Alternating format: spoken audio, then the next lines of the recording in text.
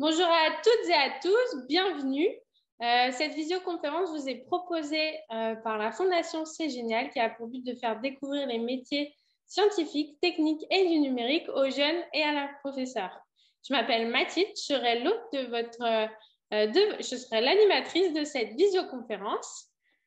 Si vous avez de la chance, vous nous retrouverez tout au long de cette semaine des métiers qui a lieu du 14 au 18 mars. Aujourd'hui, on va parler des métiers du numérique et j'ai le grand privilège d'accueillir plusieurs intervenants. Rémi. Bonjour Rémi. On a aussi Zineb qui est ici avec nous. Bonjour Zineb. On a Geoffrey avec nous aussi. Geoffrey, bonjour. Et Laurence. Bonjour Laurence. Bonjour à tous les quatre. Merci vraiment d'être à ce rendez-vous. Donc, vous avez été plusieurs à nous poser des questions sur la fondation. Et donc, on va refaire un point. Et là, je m'adresse tout particulièrement aux acteurs de l'éducation qui sont avec nous, donc tous les professeurs avec leur place. Je vous invite vraiment à vous rendre sur notre plateforme que vous voyez s'afficher ici. Donc, C'est Génial Connect. Vous pouvez vraiment trouver des intervenants, par exemple, des ingénieurs et des techniciens à faire intervenir dans vos classes pour donner suite à cette visio. Ou sinon, vous pouvez aussi, cette fois, ça se fera sans les élèves, faire des visites d'entreprise pour justement découvrir un peu les mystères qui se cachent derrière les portes des entreprises. Donc, comme je vous disais, on a 4 super intervenants aujourd'hui. Donc, comment ça va s'organiser? La visioconférence va durer à peu près 1h30, voire plus, si vous avez plein de questions à nous poser. Il y a d'abord Rémi qui va venir nous parler un peu justement de comment s'orienter vers les métiers du numérique. Donc, va nous présenter un peu tous les métiers qui existent, les spécialités peut-être qu'il faut choisir au bac pour s'orienter, etc. On sait que c'est des questions que vous vous posez. Et ensuite, on a 3 super intervenants, donc Zineb, Geoffrey et Laurence, qui font tous les 3 des métiers différents, qui ont aussi des parcours d'orientation variés et donc qui vont vous présenter un peu leur expérience, partager leur expérience avec nous. Comme je vous l'ai dit, cette visio va être absolument interactive. On va poser des questions sur Google Lab, donc je vous invite à scanner le QR code maintenant avec votre téléphone portable ou sinon à ouvrir une nouvelle page web avec le lien qui s'affiche sur Wooclap. Je vous invite également, pendant l'intervention des intervenants, à poser vos questions sur le chat. Il y a Jenna qui est derrière l'écran avec Marine qui prennent vraiment en note toutes vos questions, mais vraiment toutes vos questions. Si on n'y répond pas tout de suite, ce n'est pas grave, on les garde pour après les interventions où on fait un gros temps de questions-réponses en mode un peu table ronde et on prendra aussi des questions à l'oral. Donc, n'hésitez pas à lever la main pour les poser à l'oral. J'espère que tout le monde a eu le temps de se connecter à Wooclap et on va voir ça très vite à vos téléphones ou basculer de page web sur Wooclap. Attention, question test, est-ce que ça fonctionne? Il n'y a pas trop d'enjeux sur cette question normalement. Alors, est-ce que ça fonctionne? Il y en a qui disent, je ne sais pas.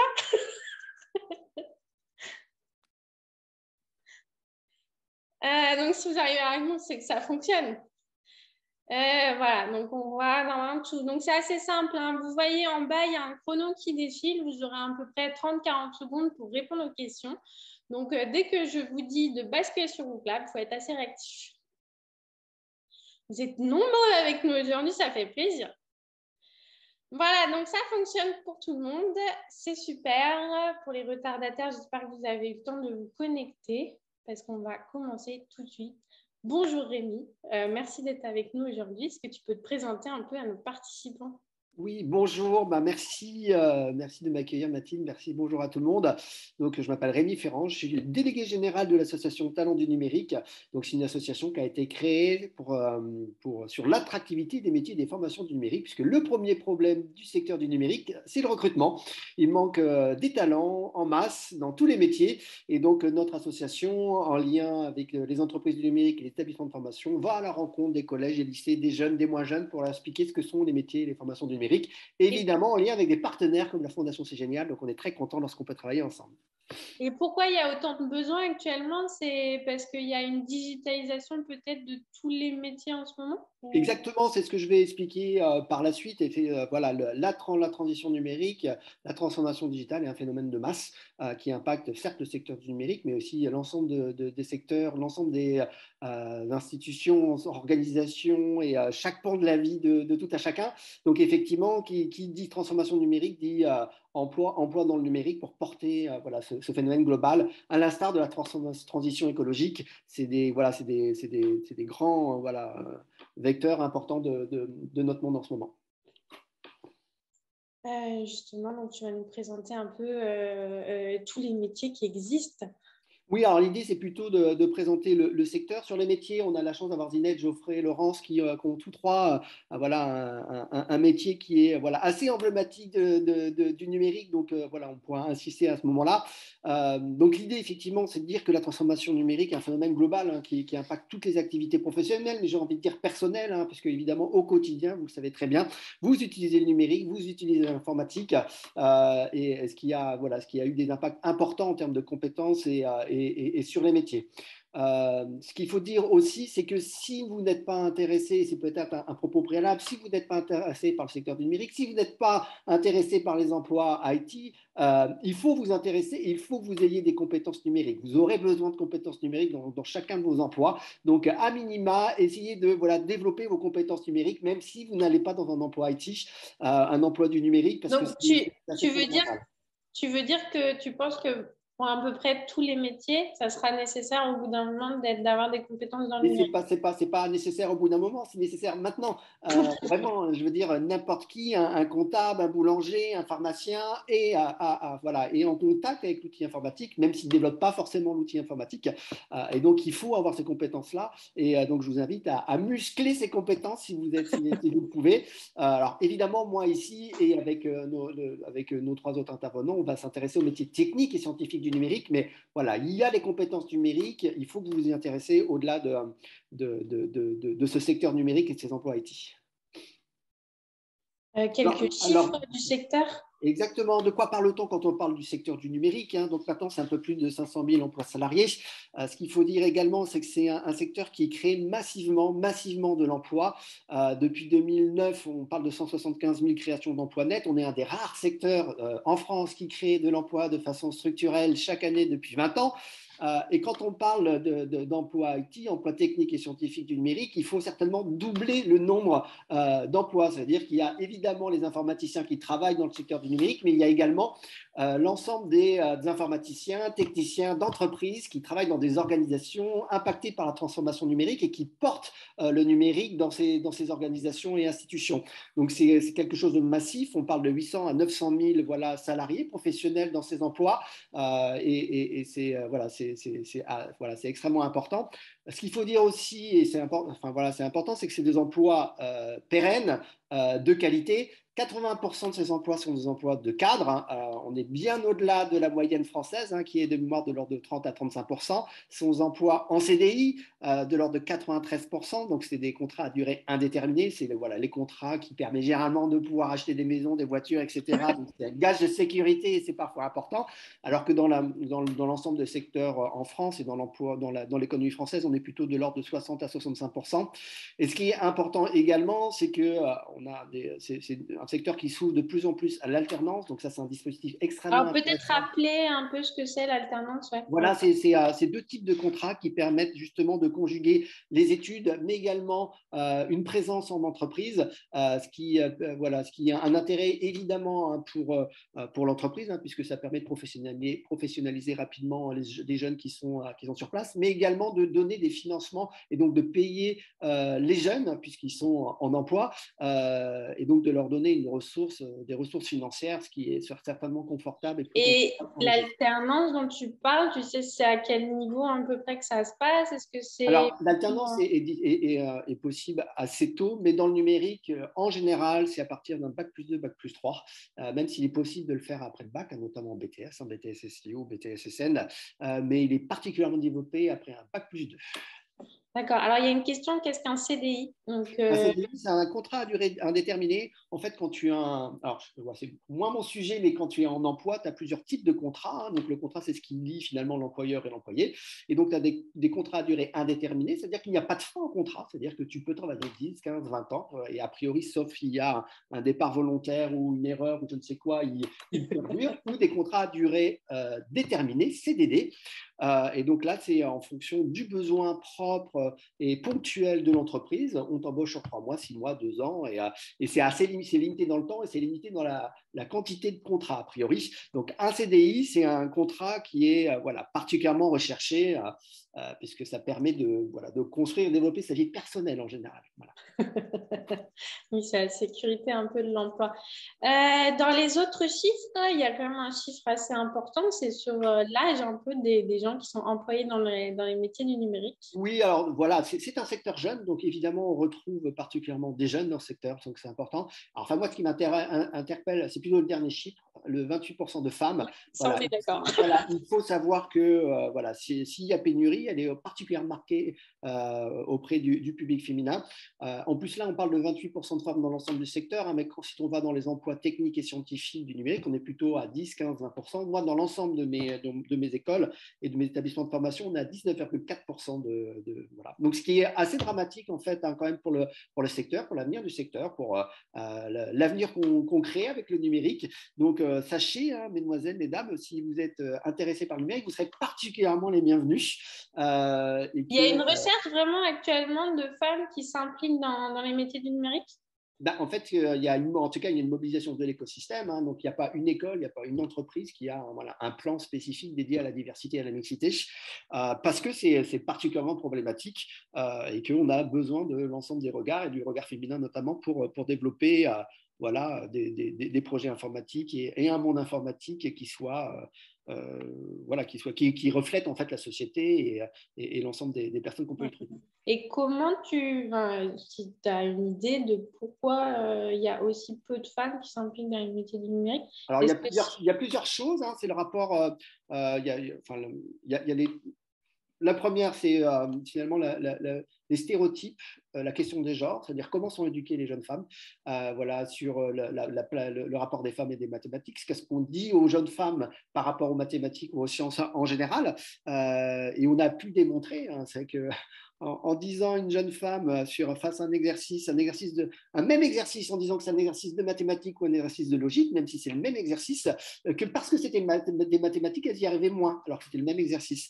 Parce qu'on leur dit souvent, et trop souvent, que les mathématiques ou les sciences, c'est pas fait pour elles. Donc voilà, c'est voilà, des représentations fausses ou négatives aussi, c'est-à-dire qu'il y a voilà, c'est ce genre en tous les cas, de stéréotypes genre qui. Oui, et dans l'informatique, c'est vrai qu'on se dit la logique informatique rejoint peut-être un peu beaucoup celle des mathématiques, et donc peut-être par extension, c'est pour ça qu'il y a moins de femmes dans ces métiers. Oui, et encore une fois, le fait qu'on dise que les métiers techniques et scientifiques sont plus davantage pour les hommes fait que ça peut rebuter certaines femmes, même si évidemment il n'y a pas de lien entre de réussite en tous les cas pour une femme ou un homme sur ces sujets-là. Et on a deux beaux exemples justement Exactement. d'intervenants qui vont nous prouver qu'effectivement, on peut être une femme et très bien s'en sortir dans le métier du numérique. Tu voulais aussi nous dire un peu plus Oui, très sur la rapidement. crise du numérique. Voilà, très rapidement, c'est que on est un secteur en croissance, en forte croissance. Hein, et donc, on a des prévisions extrêmement importantes, hein, de plus de 7% en 2022. Hein, donc, on est bien au-delà des taux de croissance de l'économie française. Donc, on tire l'économie française. Et donc, qui dit croissance, dit emploi aussi. Donc, il y a certains secteurs ou sous-secteurs du numérique qui sont en plus de 10%. Je pense notamment aux éditeurs de logiciels. Donc, c'est absolument colossal.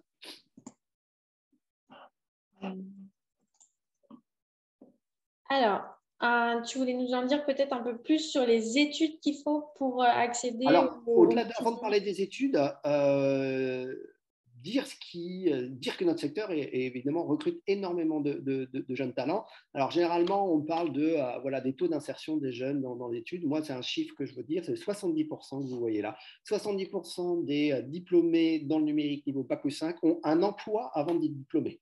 Ça veut dire qu'ils ne rentrent même pas dans le marché du travail. Ça veut dire que les entreprises vont les chercher dans les écoles pour leur donner un contrat de travail. Et on ne parle pas d'un contrat, ils ont souvent 3, 5, 10 propositions avant même d'être sur le marché du travail. Donc, c'est absolument colossal. Deuxième et dernier sujet sur cette planche, c'est le salaire, puisque c'est aussi ça qui peut motiver des choix d'orientation. Dans le numérique, on paye bien. Le salaire d'un bac+5 dans le numérique moyen est à 2630 euros. Il faut rappeler que le salaire moyen français est plutôt entre 1008 et 2000 euros par mois, enfin moyen ou médian entre 1008 et 2000 euros par mois. C'est-à-dire que quand vous commencez dans le numérique, vous gagnez déjà plus que la moitié des Français. Je pense que c'est une question qui revient souvent, le salaire. Donc, merci d'y avoir répondu dès à présent. On a une question dans le chat, justement. C'est quoi, en fait? On parle de métier du numérique, mais est-ce que tu as des exemples de métiers du numérique à nous donner? Alors, il y a 3 grandes catégories de métiers que moi, je synthétise comme ça, hein, mais c'est évidemment à challenger. Hein. Donc, le premier grand type de métier, c'est tout ce qui est le monde du développement, programmeur, codeur. Donc ça aussi, on a besoin de massivement, souvent ça peut être après un bac+2, bac+3, voire jusqu'à bac+5. Pour développer quoi? Des logiciels, souvent, sites web? c'est des applications, donc ça peut être les applications que vous utilisez au quotidien, mais ça peut être aussi des logiciels qu'on utilise en interne ou entre entreprises. Donc on appelle ça du B2B. Mais voilà, c'est ce genre effectivement de personnes qui développent des applications, des logiciels pour améliorer des process, la logistique ou je ne sais quoi. Après, il y a ce que j'appelle moi les généralistes du numérique, souvent des bac+5, qui peuvent être des chefs de projet, donc qui gèrent des projets informatiques tout simplement, mais également des consultants métiers, consultants fonctionnels. Et le troisième grand groupe qui est assez important, où on a très qualitativement plus que peut-être quantitativement, c'est tous les sous-segments du numérique qui drivent la croissance du numérique. Là, on va avoir c'est typiquement la cybersécurité, l'intelligence artificielle, tout ce qui est lié avec les data scientists, data analystes. Ça, on y revient juste après. On a 2 intervenants qui vont nous expliquer tout ça. Voilà, donc c'est ce type de métier. Et là aussi, comme on le voit aussi, donc c'est des métiers qu'on peut retrouver dans les 3 grandes typologies de métiers du secteur d'entreprise du secteur du numérique, donc les entreprises de services numériques, les éditeurs de logiciels et sociétés de conseil en technologie, mais il y a aussi tous ces emplois actifs qu'on retrouve dans l'ensemble des organisations, entreprises, associations, administrations, souvent sous le titre de DSI, Direction du système d'information. Donc, ce sont des informaticiens d'entreprise ou techniciens d'informatique en entreprise qui gèrent les systèmes informatiques des organisations. Donc là aussi, c'est une source d'emploi colossale. Il y a Léo qui posait la question, est-ce que community manager, en fait, ça rentre dans le terme des métiers du numérique ou pas? Et déjà, est-ce que tu peux nous expliquer ce que c'est? Ça dépend qui en parle. Moi, j'aurais tendance à dire non. Alors, je vais vous expliquer pourquoi. Je fais une différence entre ceux qui créent le numérique, qui créent les outils numériques, et ceux qui utilisent les outils numériques. Donc, il y a les emplois numérisants et les emplois numérisés. Donc, le community management, c'est des emplois de communication qui utilisent des outils numériques. Moi, ce qui m'intéresse, c'est ce que je veux promouvoir, c'est les métiers qui créent les services, qui créent les outils, qui créent les applications. Et donc, on est plutôt dans les emplois numérisants. Donc, le community management, la communication digitale, le marketing digital, c'est des emplois qui utilisent des outils numériques, mais qui ne créent pas forcément les outils numériques. D'accord, voilà. Ok. Donc là, aujourd'hui, on va se concentrer plus effectivement sur les métiers qui créent le numérique. Oui, en sachant que moi, je suis sûr qu'on a de l'emploi dans les métiers techniques et scientifiques du numérique. Dans les autres, c'est peut-être un peu plus délicat. Alors, il y a Thomas qui nous demande si on peut expliquer le métier de data scientist. En fait, c'est Geoffrey qui est data scientist qui en parlera juste après. Ne t'inquiète pas. Alors, je te propose peut-être d'avancer sur les parcours, justement, puisqu'il ne me reste plus que quelques minutes. Ensuite, vas-y. Alors, justement, il y a une question avant WooClap. On va voir un peu à quel point vous êtes au point là-dessus. Je parle aux participants. Quel bac faut-il faire pour rejoindre une formation dans le numérique? Donc, avant WooClap, attention, ça va arriver. Alors, vous avez le choix entre 3 propositions. Un bac professionnel, un bac techno ou un bac général. À votre avis, quel bac faut-il faire pour rejoindre une formation dans le numérique? Vous n'avez plus que quelques secondes pour voter. On voit, alors vous n'êtes pas tous d'accord. Vous pouvez prendre plusieurs propositions. Hein. Il n'y a pas qu'une proposition. Vous pouvez en prendre plusieurs. On voit quand même une tendance se dégager. Donc plutôt bac techno, bac pro. Donc le chrono est terminé. Rémi, tu peux nous dire peut-être la réponse? Alors, il n'y a pas de bac, hein, c'est toute l'idée de mon intervention ensuite, même si après, dans les parcours classiques du numérique, on va retrouver massivement plutôt des baccalauréats général. Il n'y a pas un parcours, mais des parcours pour rejoindre le numérique. Et donc, peu importe le baccalauréat que vous faites, peu importe la voie que vous faites, vous aurez des formations et vous aurez des passerelles pour rejoindre voilà, les métiers ou le secteur du numérique. Donc, voilà, c'était un piège, en fait. C'était fait exprès. Mais justement, là, tu nous montres un graphique sur les recrutements en fait, Oui, des dans bacheliers. les écoles que je peux représenter, hein, donc quand je vous dis massivement, on peut retrouver les bacheliers généraux. Ensuite, on retrouve les bacheliers technologiques et il y a également les bacheliers professionnels. Mais je reviendrai et je vais voilà, sur les bacheliers professionnels qui a été souvent une voie peu pensée par le secteur du numérique, mais c'est en train de changer en tous les cas et on s'intéresse davantage donc, à ce vivier de talent. Et ça, c'est intéressant. Et donc, je reviens sur l'idée qu'il n'y a pas un parcours, mais des parcours, et c'est important de le spécifier. Et ce n'est pas des préconisations que je vais vous dire ou vous faire. En tous les cas, c'est plus des recommandations. Alors justement, tu vas nous dire un peu, une fois qu'on a pris, on fait un bac pro, comment Ouais. on peut aller vers le métier du numérique? Exactement. Je te propose peut-être de passer directement à la prochaine slide parce que ça sera peut-être plus visuel et plus simple. Quand on fait un bac pro et qu'on souhaite poursuivre vers les études du numérique, il y a plusieurs typologies de formations qui sont intéressantes. Ce qu'il faut dire, c'est que ce sont souvent des formations professionnalisantes à vocation d'insertion rapide. Dans ce cadre-là, on peut noter les BTS, BTS SN, BTS SEO, donc SN système numérique et SEO services informatiques aux organisations. Il y a également les bachelors, qui sont des bac plus 3, souvent qui peuvent être faits dans les écoles ou établissements spécialisés. Il y a notamment les bachelors en sciences et ingénierie qui sont certifiés CTI. CTI, c'est la commission des titres d'ingénieurs, c'est voilà, une sorte de label qui donne d'autant plus de valeur au diplôme. Ce qu'il faut dire également qu'il est possible de rentrer après une voie professionnelle directement dans une école spécialisée, bien vérifier en tous les cas qu'elle a des titres au RNCP aussi, hein, donc un répertoire en fait, d'État qui donne aussi une idée un peu de la valeur du diplôme. Ce qui est intéressant dans ce tableau-là, c'est que vous voyez toutes ces flèches-là, c'est le fait qu'il y a des SAS, des passerelles, et que vous pouvez commencer par un BTS, poursuivre en licence professionnelle, et que l'ensemble permet, voilà, pour les meilleurs des dossiers, pour les personnes les plus motivées, de poursuivre vers un bac plus 5, que ce soit en école d'ingénieur, que ce soit à l'université, que ce soit en école spécialisée.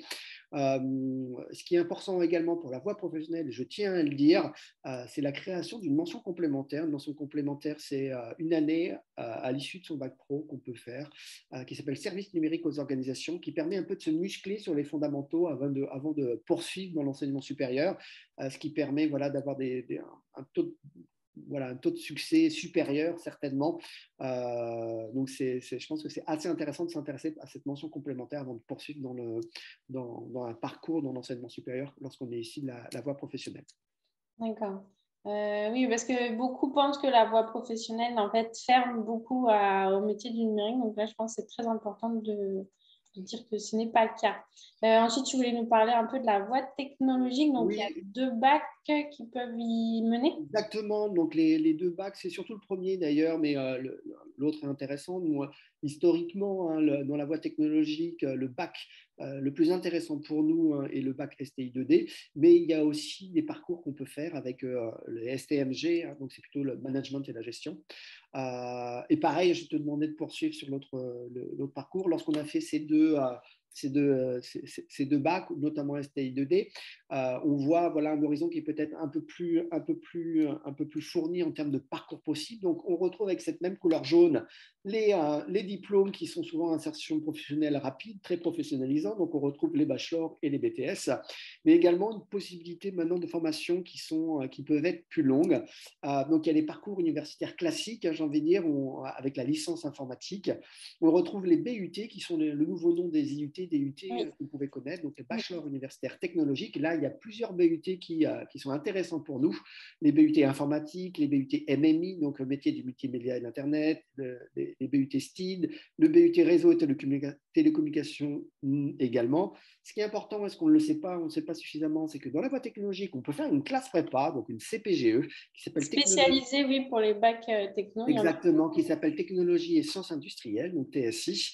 On peut rentrer également, juste après le bac, dans des écoles, que ce soit des écoles d'ingénieurs en 5 ans ou des écoles spécialisées, encore une fois, vérifier qu'elles sont au RNCP, donc à ce fameux répertoire. Et là encore, il n'y a pas un parcours, mais des parcours. On peut commencer par un BTS et aller en licence. On peut faire un BUT et aller en école d'ingénieur ensuite, et ainsi de suite. L'idée et ce qu'il faut savoir, c'est que généralement les taux de poursuite d'études sont extrêmement importants dans le numérique. Donc, vous ne vous imaginez pas peut-être atteindre un bac+3 ou un bac+5, mais il est fort probable que si vous mettez le doigt dans un parcours numérique, ça vous allez plaît tellement. Voilà, parce que ça plaît tellement, on y va. Parce qu'on ne s'imagine pas qu'on a 15, 16, 18 ans, faire 3, 5 années d'études. Et en fait, c'est quand on y est, on s'aperçoit que ce n'est pas forcément toujours si compliqué et que peut-être même qu'on va y prendre goût et qu'on pourra poursuivre. En tout cas, dans le numérique, les taux de poursuite d'études sont extrêmement élevés. Donc, si vous vous y engagez, même si vous ne le pensez pas, il est possible que vous alliez assez loin. Il y a Daniel qui pose comme question, qu'est-ce qu'on peut faire avec un BUT en informatique? Imaginons, il y a un élève qui s'oriente dans le BUT, donc c'est bachelor universitaire de technologie, c'est en 3 ans. Exactement. Donc, on retrouve des métiers de l'ordre de technicien informatique, mais comme je vous le disais, taux de poursuite d'études, quand on fait un BUT informatique, à plus de 80%, tu poursuivras vers un bac+5. Donc, en fait, ce n'est pas les métiers au niveau BUT qu'il faut voir peut-être, c'est ceux après que tu vas faire. Mais en tous les cas, on retrouve effectivement les métiers de développeur, architecte, technicien. Mais voilà, c'est encore une fois, il est fort probable que si tu fasses un BUT, tu ailles plus loin que ton BUT. Alors, je le dis maintenant parce que pour rassurer tout le monde, vraiment, à la fin de la visio, si vous êtes inscrit à la visio, j'ai votre adresse mail et je vous envoie une série de ressources en fait pour aller plus loin. Donc, sur le site de l'ONICEF ou sinon aussi un lien vers l'association Talent du numérique. Sur le site web, il y a vraiment plein d'infos, donc vous pourrez un peu approfondir tout ça. Alors justement, donc là, on va attaquer le bac général, comment aller vers les métiers du numérique après un bac général. À votre avis, donc là, je vais vous dire à vous clap, faut-il faire absolument des maths pour s'orienter dans le numérique? Donc c'est un sondage. Dites-moi si oui ou non, il faut absolument faire maths pour s'orienter dans le numérique. Vous connaissez peut-être un peu, vous êtes peut-être fait avoir à la question d'avant. C'est une question traditionnelle qu'on n'arrête pas de poser en tous les cas. Donc, autant la poser directement avec Donc, vous avez plus qu'une dizaine de secondes pour voter. Donc, on voit un léger oui se démarquer, mais pas si... Ouais, ça va. Les différences ne sont pas si importantes que ça. Alors, le vote va être clôturé. Et donc, Rémi, quelle est la réponse? Alors, j'ai envie de dire oui et non, dans le sens où si on veut faire un parcours classique, hein, donc que ce soit en école d'ingénieur, en BUT ou à l'université, hein, licence et master, on aura besoin des maths et les mathématiques seront incontournables. Après, le besoin est tel, le nombre de métiers possibles est tel, et le fait qu'il y ait des écoles spécialisées qui ne recrutent pas forcément sur un niveau de mathématiques existe, fait qu'on peut faire un parcours dans le numérique intéressant sans avoir des mathématiques. Par contre, on va poser d'autres formes, on va peut-être challenger la logique, ce type de compétences, plutôt que les mathématiques à strictement parler. Donc, pour les parcours académiques traditionnels, oui, elles sont incontournables, mais il y a d'autres formations, d'autres cursus dans lesquels on ne montrera pas forcément des mathématiques, mais en tous les cas, certainement de la logique. Je pense que c'est... Alors, juste avant, et ça c'est une question excuse-moi de revenir peut-être en arrière, sur les enseignements de spécialité, c'est une question qu'on nous demande fréquemment. Quand on veut faire un parcours assez classique dans le numérique, il y a 4 enseignements de spécialité qui sont importants, mathématiques, numérique et c'est pas système informatique, c'est sciences informatiques, c'est une faute, sciences de l'ingénieur et physique-chimie. Et dans ces 4, rapidement, les mathématiques sont incontournables. Donc et peut-être même... C'est-à-dire on va appliquer les maths, c'est ça numérique et sciences informatiques. Il y a des maths? Non, je ne comprends pas ta question. Quand tu dis et les maths sont incontournables Ça c'est-à-dire veut dire que c'est incontournable, ça veut dire que quand tu veux faire de l'informatique ou du numérique, surtout dans un parcours académique, à l'université, en BUT ou en école d'ingénieur, tu auras des mathématiques, ce sont les fondamentaux ou un des fondamentaux des sciences informatiques, et donc tu auras besoin de maîtriser les mathématiques si tu veux avancer dans l'informatique. Tu voulais nous en dire un peu plus sur les Oui, parcours alors, et on professionnels? retrouve à peu près les mêmes types de parcours, en tous les cas, de formation qu'on pouvait pour le bac technologique. Donc, on retrouve les formations insertion rapide, très professionnalisantes, les BTS, les bachelors. On retrouve les parcours universitaires en licence informatique ou en BUT, hein, donc les différents BUT, informatique, MMI, STID, réseau et télécommunications. Il y a évidemment les classes prépa, c'est là qu'on retrouve la masse des classes prépa, que ce soit MP2I ou MPSI. Également, directement après le bac, des écoles d'ingénieurs sont accessibles et des écoles spécialisées. Et ensuite, en termes de parcours, après un bac plus 2, bac plus 3, que ce soit en BUT, en licence ou en classe prépa, on peut aller vers des formations à bac plus 5. Et là, on retrouve les écoles d'ingénieurs, on retrouve les masters d'informatique ou master méage à l'université ou les écoles spécialisées en informatique, toujours vérifier qu'elles sont RNCP.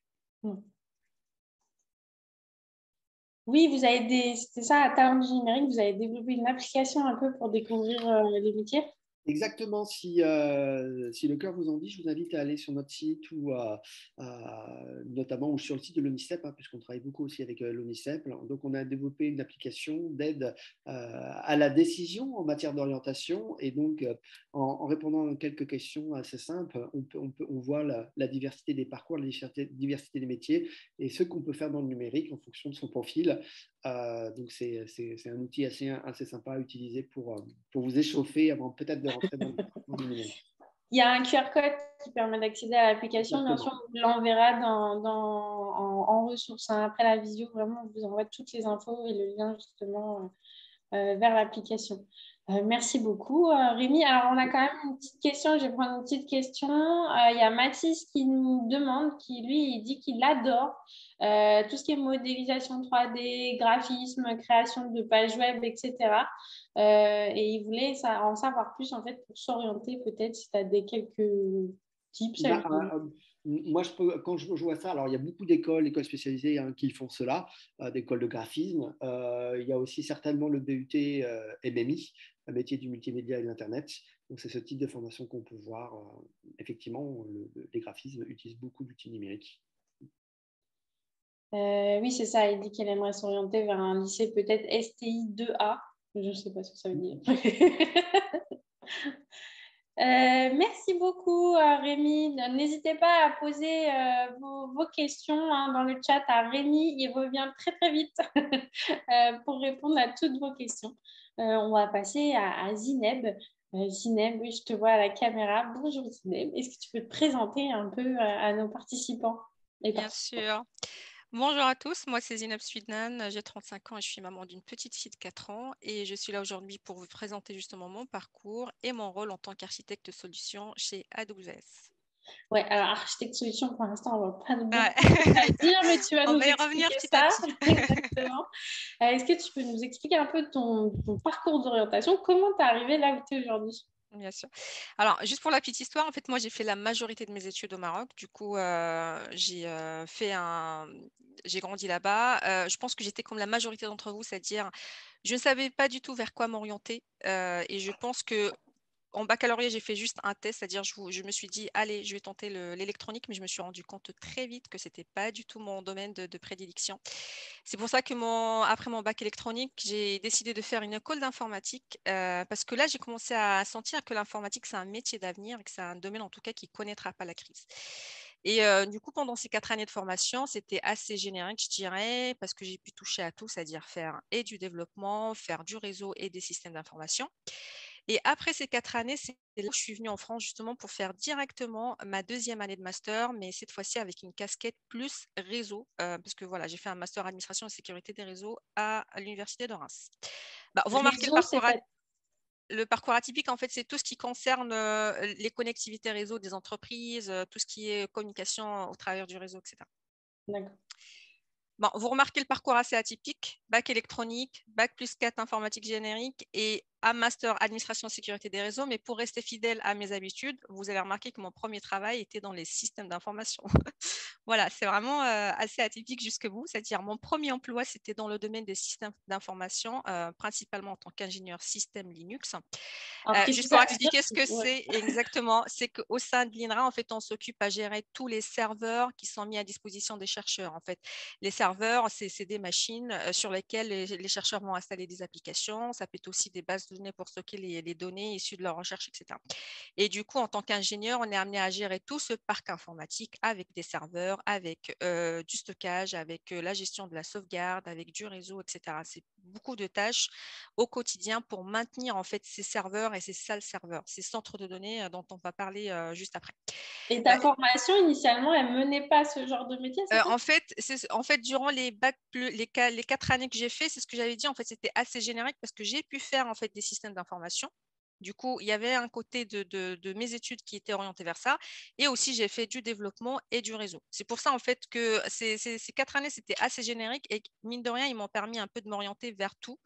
Et du coup, cette première année chez l'INRA, je dirais, c'était un peu l'année qui a tracé mon chemin de ma carrière par la suite, parce que vous allez voir que j'ai continué vers tout ce qui est système d'information. Je dirais même que c'était un tremplin, parce que c'était tellement enrichissant, intéressant, que ça m'a permis du coup de rejoindre par la suite le groupe TF1, précisément l'entité ITF1 qui était l'entité digitale du groupe. Et en tant, encore une fois, qu'ingénieur système Linux, j'ai pu travailler sur des architectures techniques, notamment celle qui hébergeant le site MyTF1 que vous connaissez, le portail IPTV, TFO Max et autres. Encore une fois, c'est la gestion des serveurs, de toute l'infrastructure physique qui permet en fait de mettre à disposition ces services au grand public. Là, oui, au grand public, oui, pas à Exactement. l'entreprise. Exactement, au grand public. Et ce qui est intéressant durant ce parcours-là, c'est que en fait, à ce moment-là, chez ITF1, c'est là où on a commencé à travailler sur le cloud. On va parler du cloud, mais voilà, la politique de la société à l'époque, c'était de commencer à migrer en fait ces centres de données, ces serveurs et ces infrastructures vers le cloud. Et j'étais tellement impressionnée en fait par les capacités qu'offrait le cloud que je me suis dit, c'est pour la première fois du coup que je prenais un peu ma carrière en main et je me dis, j'ai envie d'aller voir plus, j'ai envie de vraiment découvrir le cloud et prendre ce virage que voilà, je vois que les entreprises sont en train de prendre. Et c'était le pas qui m'a poussé du coup de quitter ITF1 et de rejoindre AWS ou Amazon Web Services, premièrement en tant qu'ingénieur cloud et quelques mois après en tant qu'architecte solution dont je vais vous parler aujourd'hui. Mais Alors, bien sûr, le cloud, ouais. il y a juste une question de Saïd avant. Est-ce que le système Linux est incontournable quand on veut travailler dans les métiers du numérique? Alors, je dirais que oui. En fait, on a beaucoup, les classiques, c'est les Windows et les Linux, mais les entreprises ont tendance plus à partir sur des systèmes qu'on dit open source. Linux, forcément, parce que là, on n'a pas les problématiques de licence qu'on peut avoir, par exemple, avec des systèmes, voilà, des systèmes classiques. Mais c'est vraiment, les D'accord. entreprises sont plus amenées à travailler sur des systèmes open source sans ces problématiques de licence. Donc, si on connaît Linux, c'est bien de le mettre sur son C'est CV pour trouver un absolument. stage ou... C'est un point très C'est un- fort qu'il faut commencer à apprendre, je dirais, dès maintenant. D'accord, d'accord.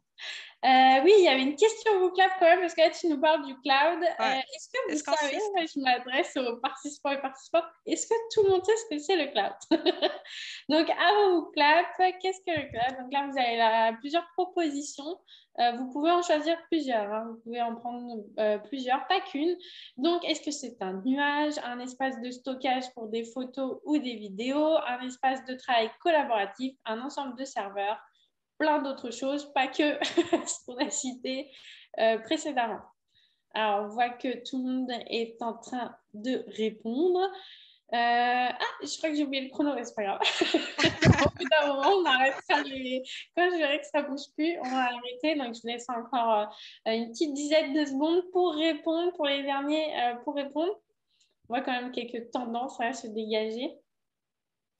Donc, il y a une majorité, c'est un espace de stockage pour les photos et des vidéos ou un ensemble de serveurs.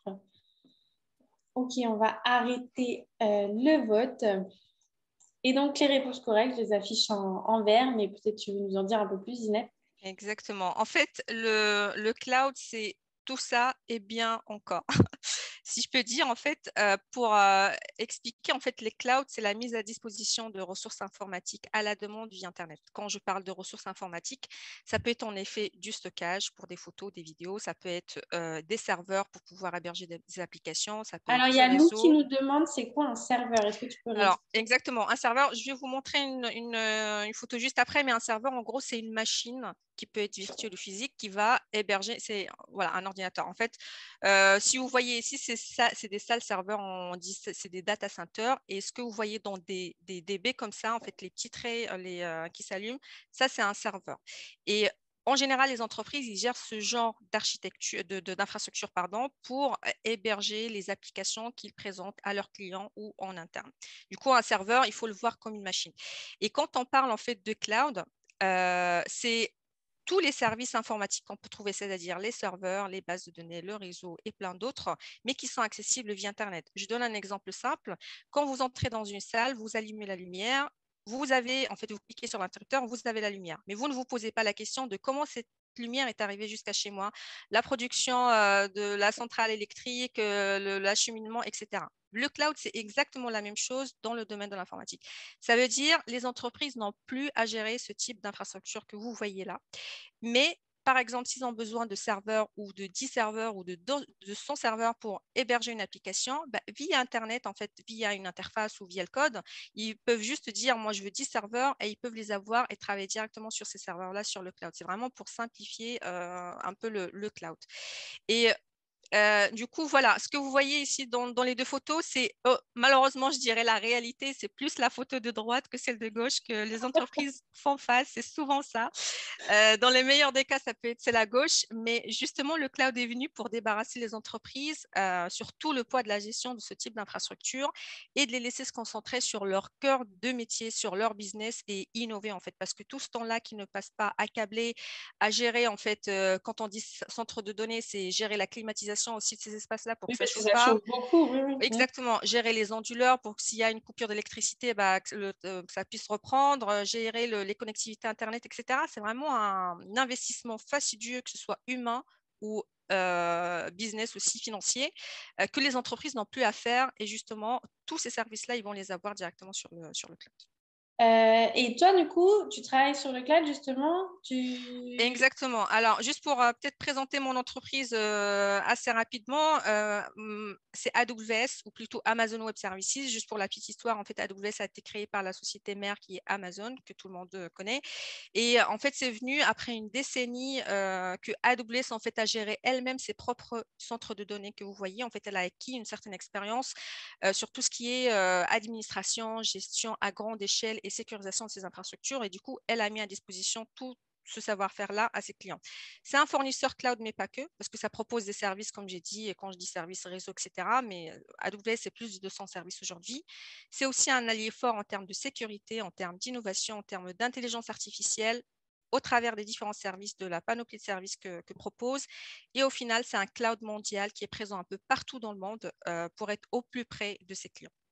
D'accord. Et toi, qu'est-ce que tu fais exactement vis-à-vis de ce cloud, en fait? Est-ce que tu gères un peu comment les entreprises se connectent ou pas du tout? Alors, là, je vais expliquer exactement ce que je fais en tant qu'architecte solution. Je pense que la majorité connaissent le métier d'architecte tout court dans le bâtiment. Un architecte, par exemple, pour construire une maison, il va prendre en compte des points d'entrée, notamment, par exemple, la nature du terrain, les normes, les matériaux à utiliser, etc. Et à la fin, il va produire un plan.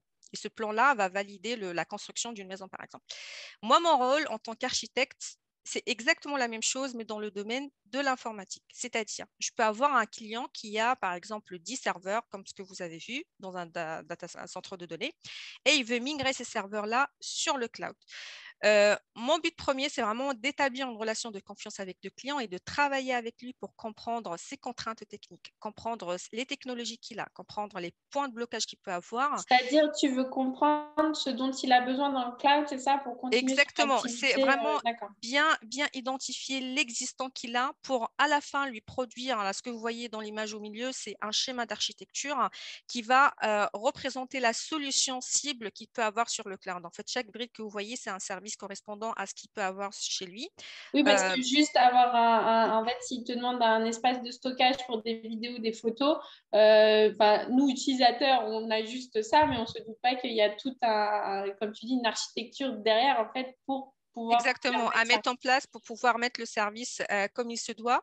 Et du coup, mon rôle, c'est vraiment lui proposer cette solution finale technique qui répond à son besoin et aussi de l'accompagner dans les phases de migration et aussi même quand il va migrer ses serveurs pour s'assurer que son service continue à fonctionner, que ça respecte bien les bonnes pratiques, que c'est bien optimisé au niveau des coûts, etc. C'est vraiment un travail dès le premier contact avec le client jusqu'à ce qu'il migre en fait ses serveurs ou son centre de données sur le cloud. Là, j'ai donné un petit exemple, mais en général, ça peut être des clients qui ont des centres de données de plusieurs centaines de serveurs, beaucoup plus. C'est des gros. C'est des gros, exactement. C'est des infrastructures assez conséquentes avec des contraintes techniques assez conséquentes qu'il faut prendre en compte. Et quand on dit migration, c'est des services qui tournent et il faut que ça soit transparent lors de la migration et que les utilisateurs, par exemple, ne voient pas d'interruption de service ou de dégradation de service après la migration. D'accord, oui. Donc, au niveau architecture, en fait, des fois, tu te retrouves sûrement avec des architectures monstrueuses à mettre en place. Exactement, en prenant en compte en fait les différentes interactions entre les différents services, les contraintes, la sécurité, comment sécuriser son infrastructure, comment la monitorer, la mettre en place dans les meilleures façons. Alors, il y a Mathis dans le chat qui nous dit, lui, il connaît le cloud gaming parce qu'il utilise en fait cette solution parce que tourner les jeux, je pense, sur son PC, c'est trop gourmand, je pense, en énergie ou en Wi-Fi ou autre. Merci Mathis pour ce témoignage. Merci Zineb pour ton témoignage. Alors, juste un dernier point sur les qualités et c'est hyper rapide. Juste pour dire que la qualité première en fait en tant qu'architecte de solution, c'est vraiment il faut que vous soyez, il faut avoir une soif d'apprentissage continu parce que là, comme j'ai dit par exemple, AWS c'est 200 services. On sait que ça sort tous les ans, ça change tous les ans. Ce que vous connaissez aujourd'hui, dans 3 ans, ça sera peut-être plus valide et du coup, il faut forcément avoir cette niaque et cette envie d'apprendre tout le temps. Et aussi avoir un sens de communication, de relationnel parce qu'on est amené à communiquer avec différentes personnes, par exemple au sein d'une entreprise, exactement, qui sont différents selon les contextes, selon les profils. Ça peut être le développeur ou le CTO de l'entreprise. Merci Zineb. N'hésitez pas si vous avez des questions, bien sûr. Je suis ravie de répondre à ces questions. Oui, n'hésitez pas à poser vos questions dans le chat ou à l'oral pendant le temps de questions-réponses. On retrouve Zineb à ce moment-là. Mais on va vérifier si vous avez bien écouté. Pour les habitués des mercredis géniaux, vous connaissez le principe. Que fait Zineb en tant qu'architecte solution à vos WooClub? Donc, vite, on passe sur WooClub à vos téléphones ou sur site internet. Alors, vous avez le choix entre plusieurs propositions. Elle conçoit des plans pour des bâtiments. Elle conçoit des solutions techniques numériques. Elle donne des conseils techniques aux clients. Alors, est-ce que vous avez bien écouté? Attention. On vous surveille. Le piège est là. Alors, en tant qu'architecte solution, Zineb, qu'est-ce qu'elle fait? Vous n'avez plus que 10 secondes pour répondre. Vous pouvez sélectionner plusieurs réponses. Il n'y a pas forcément qu'une réponse de bonne. Petit indice. Donc, le chrono est terminé. Et Zineb, tu confirmes, c'est les 2 dernières réponses. Donc, tu conçois des solutions techniques numériques et tu donnes des conseils techniques aux clients. Absolument. Merci beaucoup, Zineb. Donc, voilà, vous pouvez retrouver Zineb sur LinkedIn si jamais vous voulez en savoir plus sur son profil, sur ses études, sur son orientation ou pour la recontacter. On va passer à Geoffrey. Il y avait quelqu'un, je ne sais plus qui attendait impatiemment, Théo, je crois qu'il s'appelait, qui attendait impatiemment qu'on lui explique ce que c'était data analyst. Donc, tu vas nous expliquer ça, Geoffrey. Yes, bonjour à tous. Donc, je suis Geoffrey Black. Alors, je ne suis pas data analyst. Je suis responsable marketing chez Neosoft, mais je vais vous expliquer pourquoi je vais parler des métiers de la data aujourd'hui. Et Neosoft donc, est une entreprise de services numériques, comme vous l'expliquez tout à l'heure, Rémi. Donc, elle est lisière entre la prestation d'informatique et le conseil aux entreprises dans les services informatiques. Avant d'aller plus loin, puisqu'on dit data analyst, mais qu'est-ce que ça veut dire? Alors, qu'est-ce que c'est la data? Qu'est-ce que c'est la data en fait? Qu'est-ce qu'on entend par data? À vos WooClub, vous avez plusieurs propositions. Alors, est-ce que c'est le pluriel de datum qui est le participe passé neutre de DARE? Est-ce que c'est un personnage de Star Trek? Est-ce que c'est un forfait téléphonique? Est-ce que ça veut dire que c'est l'utilisation des données en entreprise? Le chrono défile, donc j'espère que vous êtes vite allés sur vos boucles, sur vos téléphones ou sur votre autre page Internet. On voit des petites choses se dégager. Vous êtes nombreux aujourd'hui, ça fait plaisir. Alors, le vote est terminé. Hop, la réponse, c'était l'utilisation de données en entreprise. Alors oui et non, en fait, toutes les réponses étaient bonnes. Il y avait un petit piège quelque part. Autant en latin, autant dans Star Trek, autant dans l'utilisation de forfait. Mais ce qu'on va faire aujourd'hui, de Star Trek qui s'appelle Data. Exactement. Et surtout pas de Star Wars, il ne faut pas confondre. Donc, je regarde Star Trek, alors je ne savais pas. Exactement. Et donc, nous, on va plutôt parler aujourd'hui de l'utilisation des données en entreprise et leur valorisation. Rien que pour vous donner un exemple, la donnée, elle est partout, elle est tout le temps, elle est présente et vous-même, vous en générez autant que vous en utilisez. Pourquoi? Regardez, en 1 minute sur Internet, et là, c'était qu'en 2021, c'est même pas en 2022, vous génériez beaucoup de données. Quand vous regardiez du Twitch, quand vous envoyez des messages Messenger, WhatsApp, quand vous allez sur TikTok, quand vous achetez en ligne, les données sont partout, tout le temps, vous en générez, que ce soit sur AWS ou ailleurs, mais vous générez donc des données et le but des entreprises, ça va être aussi de les travailler et de voir comment on peut les valoriser derrière. Alors avant, là, tu nous as fait un petit teasing plutôt pas mal, mais avant, tu vas nous en dire un peu plus sur ton parcours d'orientation. Comment tu es arrivé là où tu es aujourd'hui? Yes, alors les noms vont peut-être plus vous parler parce que je suis plutôt jeune, j'ai 37 ans, mais j'ai eu donc mon bac, alors j'ai mis 2003, mais c'était 2002, il me semble, et donc c'était dans le nord de la France. J'ai fait un bac qui était un bac STT informatique de gestion, qui doit être maintenant le STMG, je pense, si j'ai bien écouté Rémi. Et donc ce bac, c'était quelques petites options autour de l'informatique, et j'ai basculé ensuite sur un DUT très généraliste, donc le DUT GEA, qui s'appelle le BUT maintenant GEA, et donc avec énormément d'enseignements, mais encore d'informatique, de gestion quelque part par petites touches. J'ai ensuite basculé sur une licence un peu plus générique en entreprise, en gestion, etc. Et j'ai découvert par la suite que j'aimais bien faire un peu de stats SEO en complément, de la gestion, et tous ces enseignements-là m'ont dirigé vers finalement la data et comment on aide à prendre des décisions dans l'entreprise grâce au système d'information. Et donc, le master donc, SIAD sur Lille m'a permis donc d'introduire donc, ma vie professionnelle sur la data et d'avoir cette belle découverte de savoir représenter, mettre en valeur, valoriser cette information, cette donnée, cette data. Quand tu parles de gestion, tu peux nous en dire un peu plus, c'est quoi la gestion? Oui, alors la gestion, on peut la retrouver de plein de types différents, c'est-à-dire que quand vous êtes amené à travailler dans l'informatique, ce qui est bien, c'est de savoir comment fonctionne une entreprise. L'entreprise, elle fonctionne avec de la comptabilité, donc c'est-à-dire on va venir suivre les différents achats dans l'entreprise. On va avoir de la gestion, c'est-à-dire comment je vais faire en sorte que mon entreprise fonctionne tous les jours, avec du juridique, ça va être avec comment je passe des commandes, comment je gère mon stock, comment je vais… Donc là, à partir de ça, tu as découvert en fait… d'accord, donc gestion dans ce sens large. Donc en fait, tu analysais des données peut-être pour… Exactement, tout à fait. D'accord, donc c'est ça. On se rend compte que partout, on vient mettre un peu de logique, partout, on vient mettre des processus, partout, on va utiliser de l'information. Et grâce à la data, finalement, au métier de la data, on va pouvoir mettre en lumière et aider les autres métiers de l'entreprise à prendre des décisions. D'accord, donc c'est ça qui t'a plu en fait et qui t'a orienté vers l'analyse. Mais je vous rassure, j'ai mis très longtemps à savoir ce choix et c'est qu'en master où j'ai vraiment fait ce choix-là. Vous avez le droit de faire des études. Alors, c'est bien d'avoir un but, un objectif. Et là, j'ai découvert vraiment à la fin de mes études ce que je voulais faire. Zineb parle de parcours atypiques. Il y a énormément de parcours atypiques dans l'informatique. Il y a aussi des parcours très classiques, comme Rémi les a cités. Mais il faut une diversité, une mixité de ces différents profils pour avancer en entreprise et répondre vraiment à ses besoins. Et donc, tout de suite après ton master, est-ce que tu as trouvé facilement du travail? Oui, alors même si c'était un peu la crise en 2009, j'ai trouvé très vite un emploi donc d'une société qui s'appelait AFG à l'époque, qui a été rachetée ensuite par Neosoft, donc chez qui je suis aujourd'hui. Donc j'étais sur Lille, j'ai j'ai démarré en prestation de service. Donc, je suis venu renforcer les équipes d'un client qui s'appelait les caisses d'épargne à l'époque. Et on travaillait sur les données financières.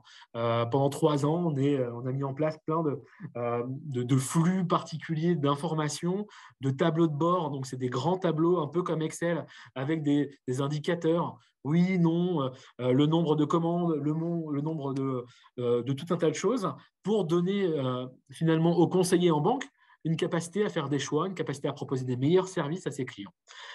J'ai fait ça pendant 3 ans. Ensuite, je suis devenu manager grâce aux opportunités de l'entreprise. Donc, c'est-à-dire que tu gérais une équipe? Donc voilà, je gérais à la fois les consultants, les data analystes, je gérais les projets et la relation avec le client. Et tout ça, ça m'a plu. Et donc, j'ai essayé d'aller un peu plus loin dans cette relation avec le client et je suis devenu responsable commercial. Donc, j'ai établi les différents contrats. J'ai établi aussi comment on fait une affaire avec le client, comment on lui rend service, comment on se paye, etc. Donc, c'était intéressant d'avoir cette relation-là, un peu plus contractuelle. Donc, en fait, à partir de ton métier d'analyste data, tu as vraiment en fait, évolué au cours de ton parcours jusqu'à arriver là où tu es aujourd'hui. Oui, effectivement, sur d'autres fonctions. Donc, après, des fonctions autour de l'innovation, autour du marketing, parce que quand vous avez un métier, donc vous le mettez en pratique et derrière, eh bien, il y a toujours des opportunités dans l'entreprise qui font que soit vous restez sur votre poste et vous gagnez en seniorité, c'est-à-dire que vous êtes de plus en plus compétent, vous pouvez former les autres, accompagner les autres, ou alors vous pouvez découvrir d'autres métiers et aller au gré des opportunités découvrir d'autres choses. Non, c'est hyper intéressant de savoir qu'on peut évoluer, changer de métier quand même. Et entre-temps, effectivement, j'étais sur Lille plutôt. Et donc, l'opportunité m'a fait aller sur Rennes. Et maintenant, je transite pas mal sur Paris. Mais je vais également à différentes agences partout en France. On est présent à Toulouse, Lyon, etc. Et donc, c'est intéressant de pouvoir échanger avec des bassins d'emploi un peu différents un peu partout. Alors, il y a Taloula qui a une question dans le chat. Je ne sais pas si tu peux y répondre. Est-ce qu'on peut faire une école d'ingé pour devenir data analyst? Oui, alors effectivement, il y a une pluralité de parcours, comme le disait Rémi. Sur les métiers de la data, vous pouvez soit venir finalement de profils qui viennent de l'université, avec un parcours classique, licence, master, etc. Et donc arriver là. Vous pouvez faire des écoles d'ingénieurs, des écoles de commerce même. Certains viennent et ont un cursus plutôt je connais la gestion, je connais le métier d'entreprise. Et derrière, il y a une petite surcouche en compétences informatiques qui viennent rendre possible le travail dans la data. Merci Geoffrey, j'espère que Taloula, tu as ta réponse. Tu voulais nous en dire un peu plus. Donc, il y a une quantité de données qui arrive, j'imagine, dans une entreprise. Qu'est-ce qu'on en fait de cette donnée, en fait? Comment on l'analyse? Effectivement, eh bien, là, il y a sous vos yeux plusieurs chemins pour aller jusqu'à la donnée, mais je vous en citais un qui est vraiment typique et j'ai essayé de l'illustrer par des Lego. Ça doit vous parler, même si vous n'êtes plus tous en âge de jouer avec le Lego, ça reviendra, vous verrez. Et donc, on peut illustrer ces données sous des formes de Lego. C'est-à-dire que des Lego, il en existe de toutes les tailles, de toutes les couleurs, de toutes les formes, etc. Les données, c'est pareil. Les données, il y a en texte, il y a des nombres, il y a des images, des vidéos, de tous les formats possibles. Et ces données, on va essayer de les récolter dans un premier temps. On va ensuite les structurer, les ranger ensemble, celles qui ont la même forme, celles qui ont le même sens. Et après, on va les structurer grâce au cloud, notamment, par exemple, de Zineb. Et donc, justement, quand tu es là-dessus, désolé, je t'interromps, il y a Mathis qui pose sur le chat. Est-ce que la data analyse rejoint aussi le montage de serveurs comme Zineb ou c'est autre chose? C'est séparé? Alors non, là, on va plutôt être dans l'utilisation de la donnée. Les montages des serveurs, c'est plutôt côté donc cloud et architecture. Là, moi, je vous explique plutôt des sujets de comment on utilise la donnée. Alors, on structure la donnée, donc on sépare en différents types, c'est ça, de données? C'est ça. On va essayer de remettre ensemble les données qui se parlent ensemble pour avoir une meilleure analyse et préparer justement la prise de décision qui va suivre. Une fois qu'on a restitué les informations ensemble qui vont bien, on va essayer de raconter des belles histoires autour de ça. Tout à l'heure, quelqu'un nous parlait du métier de data scientist. C'est un métier un peu différent. Le data scientist, lui, il va essayer d'aller fouiller dans les données pour créer une opportunité dans ces données. Alors que le data analyst, lui, va plutôt répondre à un besoin qui était posé initialement. Une question. On a posé une question.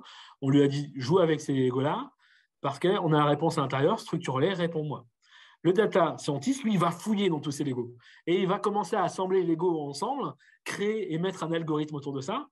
Et il va pouvoir avoir cette capacité à créer ça parce que à la fois, il connaît très bien la donnée en tant que telle, il connaît très bien les mathématiques, les sciences, etc. Et donc, il pouvait raconter une nouvelle histoire et créer des nouveaux cas d'usage à la donnée et faire en sorte qu'elle soit encore mieux valorisée. Ensuite, comme vous pouvez le voir, il faut éviter les pièges. Quels sont les pièges? Justement, il y a Gillette qui pose la question, il y a quoi comme piège à éviter? Eh bien, il y en a beaucoup. C'est-à-dire que des données, en fait, on peut mettre n'importe quoi derrière une donnée. C'est-à-dire qu'une donnée, un chiffre, on va pouvoir avoir une représentation qui va être différente. Si je représente une donnée qui va être en cercle, je vais la représenter en histogramme, en camembert, elle aura un sens différent. Si je lui donne en fait un angle différent, la donnée, on peut toujours lui faire dire ce qu'on veut. Et donc, il faut bien avoir en tête le besoin initial qu'on veut faire ressortir avec cette donnée derrière. Et des fois également, on manque un peu de données. C'est-à-dire que la qualité de la donnée initiale, elle ne va pas être là.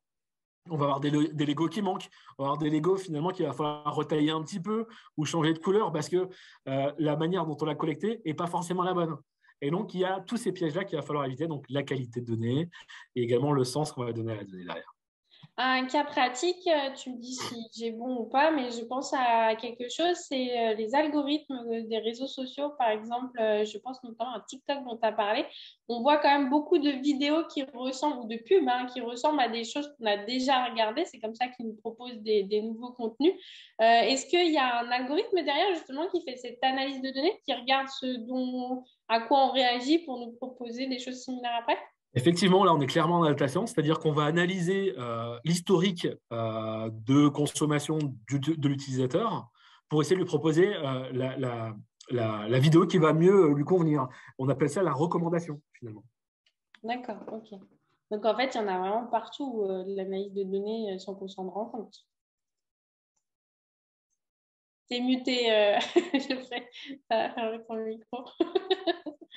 Effectivement, partout, tout le monde. Excusez-moi, je toussais juste. Je ne voulais pas vous embêter avec le bruit. Ce qui est important dans cette activité-là, c'est donc valoriser, vous l'avez compris, faciliter l'accès aux données. Ce n'est pas facile pour tout le monde d'accéder à ces données. Et c'est aussi de donner la capacité à prendre des décisions avec ces données-là. C'est-à-dire, en fonction des données qu'on a, essayer de faire… Justement, il y avait Saïd qui repose la question. Donc, de ce que tu as dit, le data scientist crée la question, alors que le data analyst, il y répond. On peut à peu près dire ça. Moi, j'aime plutôt parler d'opportunité. C'est-à-dire que le data analyst plutôt répond à un besoin qui a été cadré, une réponse qui a été posée. Et le data scientist, lui, alors il ne va peut-être pas poser une question, mais il va créer de l'opportunité dans les données. C'est-à-dire que des données qui ne se parlaient pas avant, on va les faire se parler et on va voir que derrière, on va donner du sens, comme le dit Saïd, et faire en sorte qu'il y ait une opportunité à faire travailler ces données-là, que ce soit de la recommandation, soit d'autres types de besoins, du forecasting, plein de choses comme ça. Donc, la prévision de ce qui peut se passer après. Et justement, il y avait Mathis qui dit la publicité ciblée, oui, ça rentre dans… Exactement aussi, on vient aller sur ce qu'on a consommé, ce qu'on a vu, effectivement, pour extrapoler la suite. Ce que dit Saïd également est important. Saïd est un beau connaisseur du sujet. Comment on évite des biais? Alors, tout à chacun, on arrive avec une connaissance, on arrive aussi avec une vision des choses.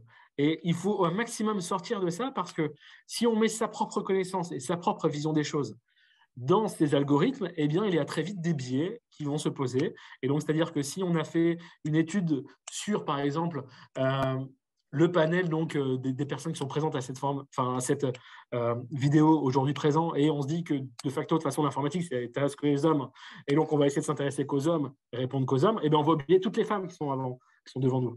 Et donc, c'est ça, en fait, de dépasser les biais, c'est de réfléchir à la question, poser la question et ne pas faire en sorte qu'on se restreigne en termes de réponse. Il ne faut pas répondre à la question avant de la poser, finalement. D'accord, très, très intéressant. Mais alors, toi, vraiment, dans ton métier aujourd'hui, c'est quoi? C'est vous recevez des demandes de clients d'analyse de données, c'est ça? Et vous essayez de… Alors, c'est vrai, effectivement, nous, on accompagne nos clients, alors soit en mettant les compétences de nos consultants à disposition lors de leurs besoins, soit en mettant en place des solutions directement. Et comment on va faire pour travailler avec eux? C'est-à-dire qu'on va récupérer leurs besoins, comprendre leurs besoins, comprendre ce qu'ils veulent vraiment réaliser, comprendre ce qu'ils veulent faire avec leurs données.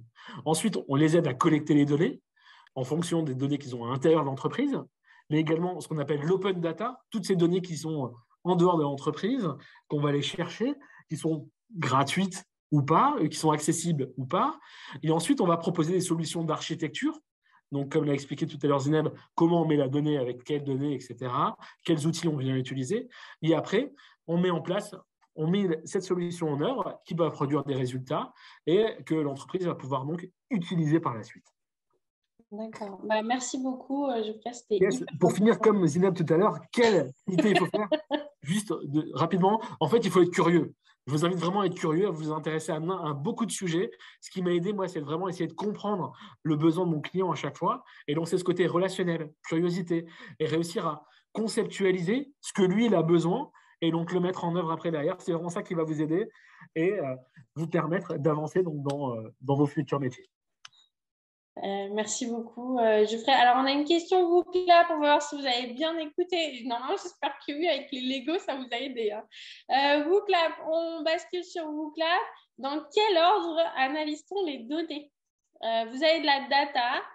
Geoffrey a dit qu'il fallait… Alors, normalement, vous avez des petites flèches pour changer le sens, l'ordre un peu de la répartition. Et ensuite, on vous demande de valider. Il faut valider vos réponses pour nous les envoyer. Et nous, voilà, il y a déjà… Oh là là, voilà. On a les réponses qui s'affichent là. Donc là, par exemple, on voit les combinaisons les plus fréquentes. N'envoyez pas trop vite, hein. Il y a du temps, le chrono, il reste encore 30 secondes. Donc, jouez avec les flèches 1, 2, 3, 1, 2, 3, 1, 2, 3 pour descendre et monter et ranger dans l'ordre. Comment on range et je vous aide un petit peu. Il y a la bonne réponse qui est affichée dans l'une des propositions. Pas leur dire. Donc, c'est ranger dans l'ordre. Rappelez-vous des Lego. Les Lego, c'est pas mal comme mémotechnique. C'est vraiment pas mal, les Lego. Allez, plus que 3 secondes. On valide avant que le chrono s'arrête et il est arrêté. Et donc, la bonne réponse, en fait, tu nous donnes l'ordre. Ouais, effectivement, c'était collecter, structurer et restituer et enfin raconter une belle histoire à vos clients pour l'aider à prendre de belles décisions. C'est super comme mot de la fin, merci beaucoup. Normalement, ça s'est affiché sur votre téléphone ou sur votre ordinateur où vous vous êtes trompé ou pas. Merci beaucoup, Geoffrey. On te retrouve juste après pour la session questions-réponses. Et comme d'habitude, vous pouvez retrouver Geoffrey sur LinkedIn si vous voulez en savoir un peu plus sur son profil. Et Saïd te dit merci. On passe à notre dernière intervenante du jour, mais pas la… Vraiment, comment on dit en anglais? The list, but not the last. Non, the last, but not the list. Non, the list. Yes. Laurence, bonjour Laurence, est-ce que tu peux te présenter un peu à nos participants? Bonjour, donc mon nom est Laurence Langlois. Je travaille à la Banque Centrale Européenne à Francfort et je suis spécialiste ou expert en sécurité informatique. Oui, c'est ce que j'allais dire. Expert en sécurité informatique, on appelle souvent ça la cybersécurité. C'est un métier dont on entend beaucoup parler. À vos WooClap, vous avez vu le coup venir. À vos WooClap, que veut dire cyber? Est-ce que vous avez une idée de ce que veut dire cyber? Vous avez le choix entre 3 propositions. Est-ce que ça veut dire digital? Est-ce que ça veut dire Internet? Est-ce que ça veut dire pilote? Donc, il n'y a qu'une proposition à choisir. Et le chrono défile, il vous reste 20 secondes pour voter. Que veut dire cyber? Cybersécurité, par exemple, on entend beaucoup parler. Donc, on a une tendance qui se dégage quand même. Donc, on a plus de la moitié des participants. Oui, ça se maintient. Qui disent que ça veut dire digital. Est-ce que c'est vrai, Laurence? En fait, cyber vient du grec qui veut dire pilote ou gouvernail.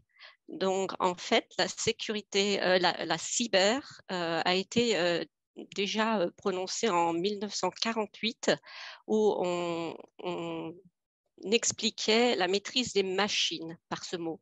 Donc, cyber, digital, ça veut pouvoir dire de la main, mais ça veut aussi pouvoir dire du chiffre, parce que c'est en anglais, digit, ça vient du mot anglais digit, exactement. Et donc, nous, en français, on utilise plutôt numérique, mais digital et numérique, ça peut être ensemble. L'Internet, c'est une connexion de plusieurs réseaux entre eux. Et l'Internet, c'est aussi confondu avec le web, mais le web a été créé pour utiliser ces réseaux entre eux, donc ça c'est l'Internet. Et cyber, ça veut juste dire piloter, ça veut dire aussi, on l'utilise avec plusieurs mots derrière, comme la cybersécurité. Tu es un pilote de la sécurité, c'est ça? En fait, cyber, c'est vraiment un sous-sujet de la sécurité informatique et c'est tout ce qui touche aux réseaux qui sont utilisés via Internet. Donc, le cyber, c'est vraiment un sujet très typique, très spécial, mais qui donne plein d'opportunités pour les emplois. Donc, allez-y, la cyber, c'est une bonne idée, mais la sécurité informatique, c'est encore une meilleure idée. Il y a beaucoup plus de débouchés encore. Alors, tu vas nous en dire un peu plus justement sur ton métier, mais avant, un petit passage par ton parcours d'orientation. Comment tu es arrivé là où tu es aujourd'hui? Oui, alors comme vous pouvez certainement le voir sur la vidéo, je suis un peu plus âgée que le reste des participants et pour moi, à l'époque, à l'école, on ne faisait pas d'informatique. Il n'y avait pas d'informatique et pendant ma terminale, j'ai eu l'occasion de faire une option informatique. On avait un ordinateur dans la salle et on faisait tout sur papier. Donc, on codait, on programmait, comme on dit maintenant, sur papier. Donc, j'ai fait un bac biologie. Et puis, j'ai fait une première année de biologie à l'université. Là, j'ai eu des soucis financiers, donc j'ai commencé à travailler dans la biologie, donc dans la bactériologie, à tester de la nourriture pour savoir si on pouvait la manger. Et ensuite, j'ai eu l'opportunité de faire un BTS en maintenance des systèmes informatiques en alternance. Donc, Rémi nous en a parlé avant. Donc, moi, je travaillais, j'étudiais pendant 6 mois et j'ai travaillé pendant 6 mois. Donc, j'étais payée pendant 1 an pour pouvoir faire ce BTS. Alors, comment tu es passée de la biologie à l'informatique et c'est passé quoi pour faire cette transition? En fait, quand je travaillais donc à la direction des services vétérinaires à Rungis, il y avait un ordinateur que personne n'utilisait. On l'utilisait pour juste entrer les informations comme on pourrait écrire sur une machine à écrire. Bien sûr, vous ne savez pas ce que c'est qu'une machine à écrire, mais à l'époque, on avait ça. Et donc, on l'utilisait juste comme un éditeur de texte à entrer des données et à les imprimer sur une feuille pour éviter que ce soit moi qui l'écrive à la main et que personne ne puisse le lire parce que j'ai une mauvaise écriture. Et donc, on l'écrivait. Et j'étais vraiment très désolée parce que je pensais que je pouvais programmer et utiliser l'informatique pour la bactériologie ou la biologie. Et mon idée à l'époque, c'était de mettre des ordinateurs dans les hôpitaux. À cette époque-là, il n'y avait pas… C'était ta motivation à l'époque. C'était ma motivation à l'époque, exactement. Ouais. Et pendant ce temps-là, il n'y avait pas vraiment… D'abord, je pense que les médecins n'étaient pas vraiment d'accord pour être remplacés par des machines. Et puis, il n'y avait pas vraiment l'argent pour ça. Et ce n'était pas connu, en fait. Il y avait très, très peu d'ordinateurs tout autour de nous. Maintenant, c'est évident que chacun d'entre vous a un téléphone portable, un ordinateur, une télévision, mais ce n'était pas le cas à l'époque. On avait la télévision. Mais donc, tu as repris tes études en BTS justement pour t'orienter vers l'informatique et peut-être mettre en place des systèmes informatiques.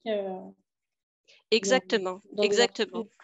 Donc, dans les années 1993, dans les années 90, il y avait un essor fantastique de l'informatique qui continue maintenant, mais c'était des domaines beaucoup plus simples que ce que l'on a actuellement. Donc, et puis, j'ai repris mes études dernièrement avec un master en gestion des affaires qui n'a absolument rien à voir avec l'informatique et j'ai pris une option des ressources humaines.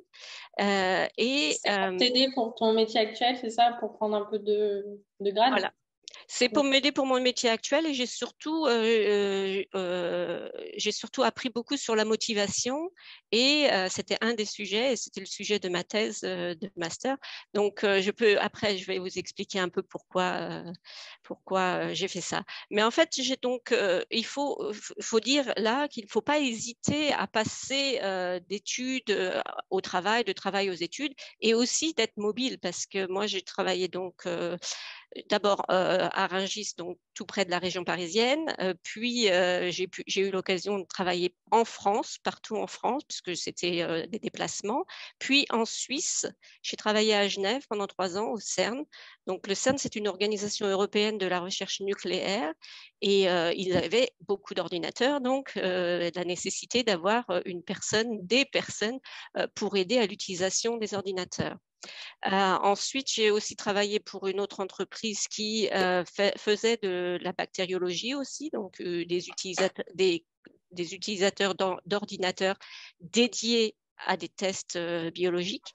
Et ça, partout en Europe, parce que tout se développait à l'époque, ça s'étendait énormément. Et puis, depuis 1998, je travaille à la Banque centrale européenne à Francfort.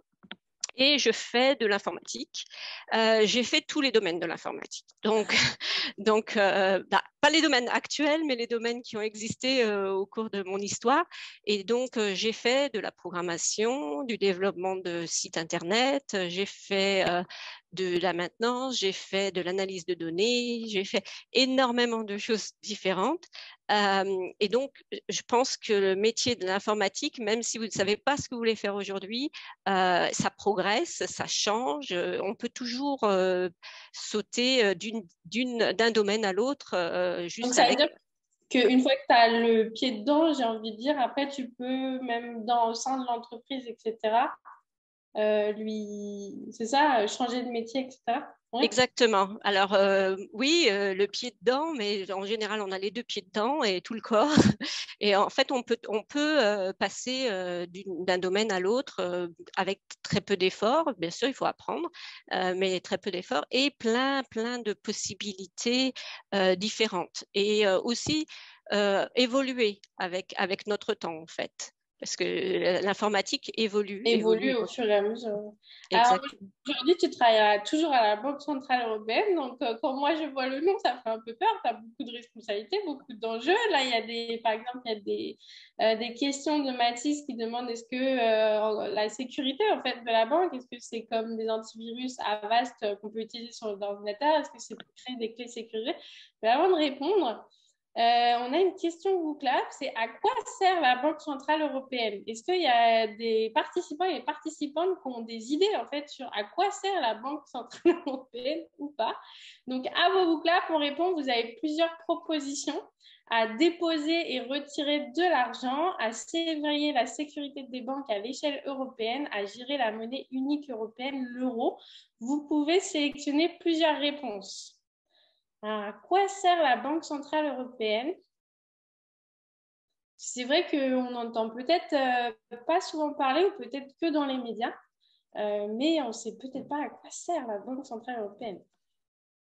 Alors, plus que 5 secondes pour voter, donc on a quand même 2 propositions qui ressortent. Le vote est terminé. Laurence, tu peux nous en dire un peu plus sur la Banque centrale européenne?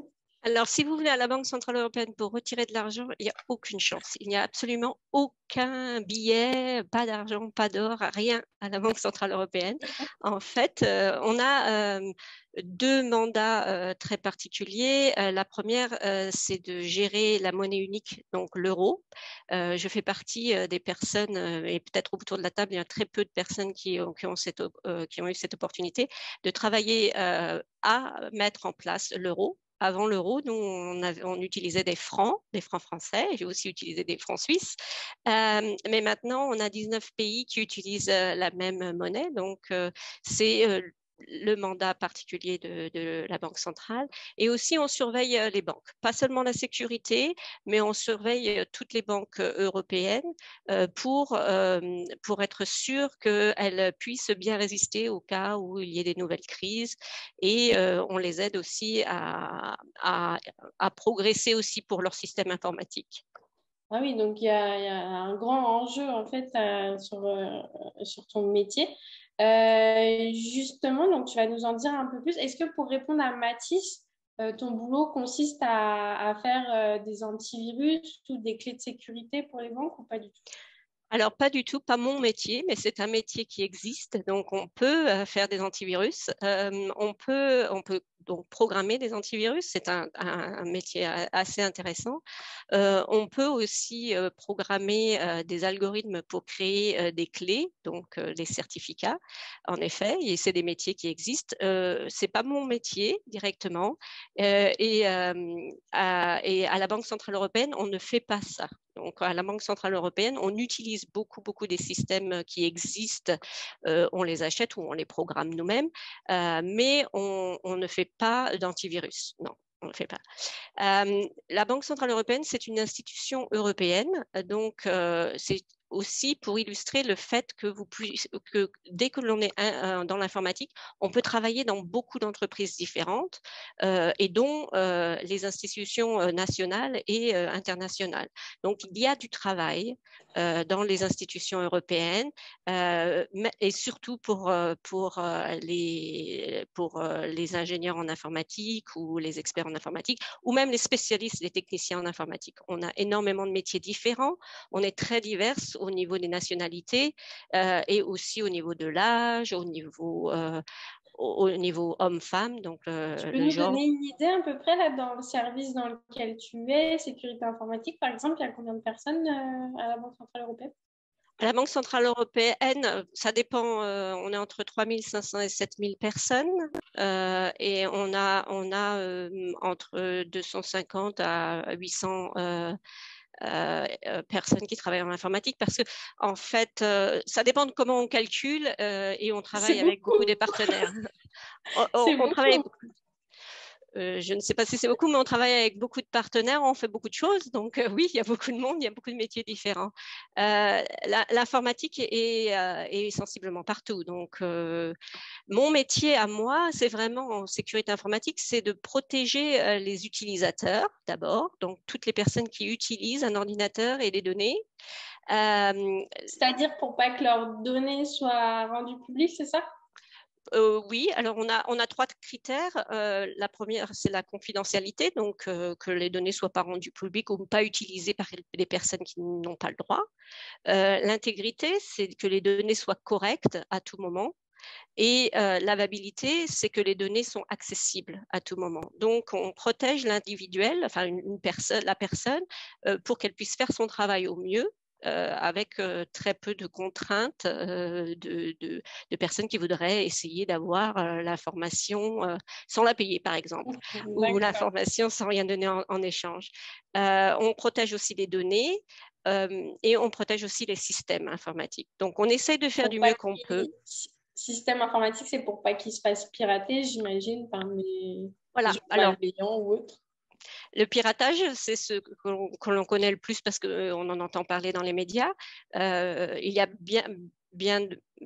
plein de domaines différents aussi en sécurité informatique. Mais oui, en effet. Donc, on protège aussi les systèmes informatiques. Mais mon travail à moi, c'est avec le temps, comme j'ai accumulé beaucoup d'expérience et beaucoup de savoir, j'ai l'opportunité de passer l'information. Donc, je fais de la formation et j'éduque tous mes collègues pour qu'ils puissent utiliser au mieux l'outil informatique.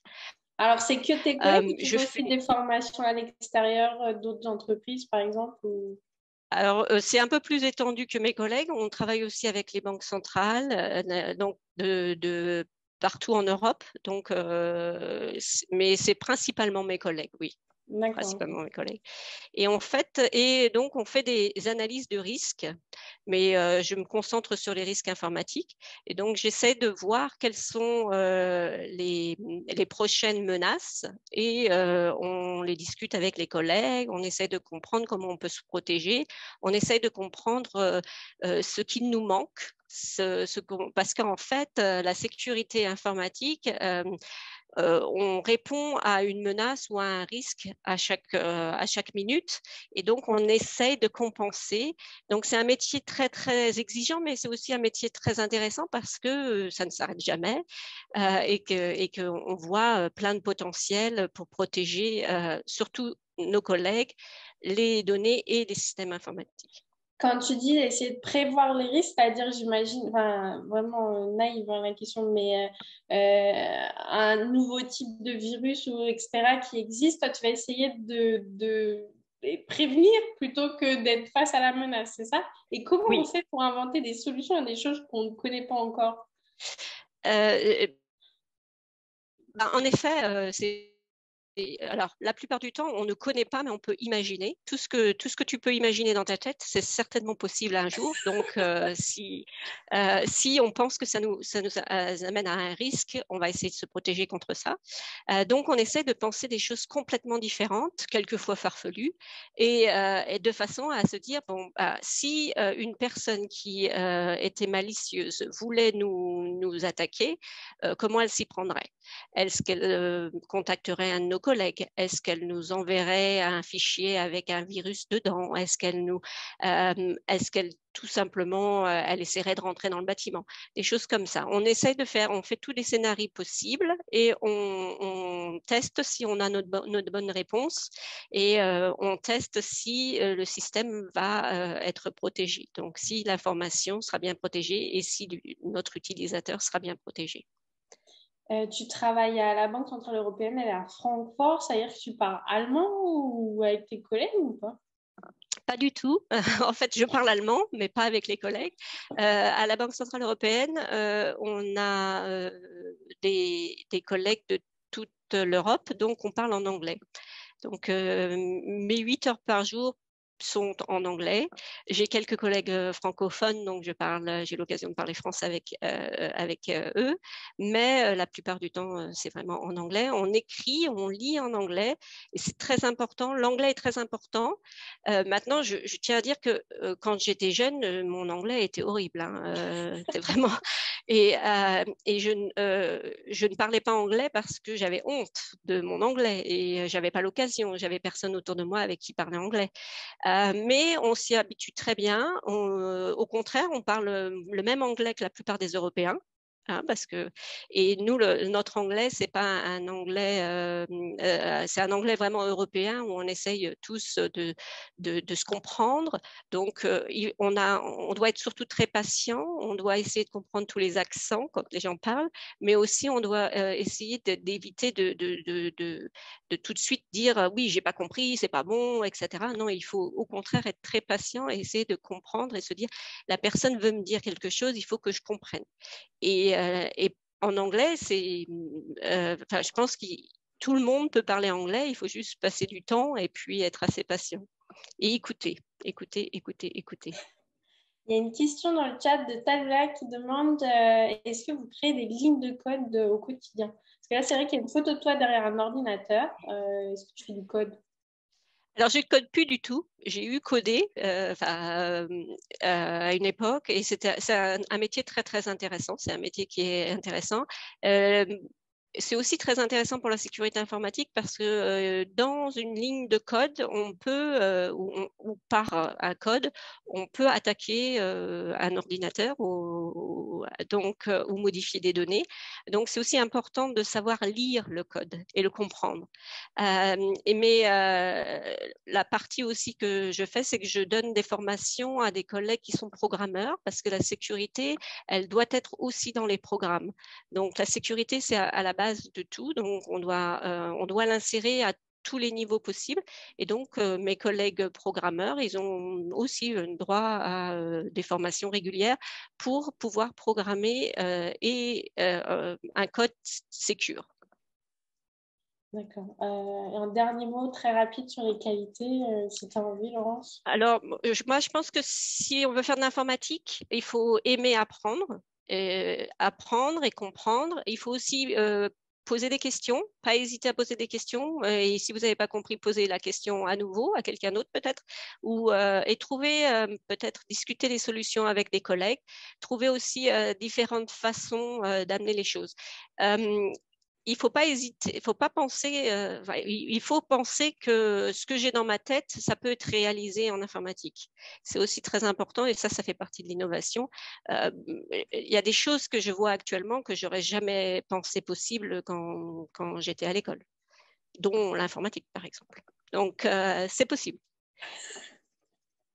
Merci beaucoup, Laurence. On va revenir vers toi dans 2 minutes avec des questions. Il y a des questions dans le chat. Merci. Alors, avant de conclure la partie de Laurence, comme d'habitude, vous avez l'habitude à vos vocabulaires. Quelle langue parle majoritairement Laurence à son travail? Elle l'a dit. Est-ce que vous avez bien écouté ce que disait Laurence? Donc, est-ce que c'est le français? Est-ce que c'est l'anglais? Est-ce que c'est l'allemand? Sachant que, oui, la Banque Centrale Européenne est à Francfort, en Allemagne. Peut-être que ce que je dis, c'est un piège. J'aime bien piéger tout le monde. Quelle langue parle majoritairement Laurence à son travail? Est-ce que c'est le français, l'anglais, l'allemand? Beaucoup de gens ont très, très, très bien écouté.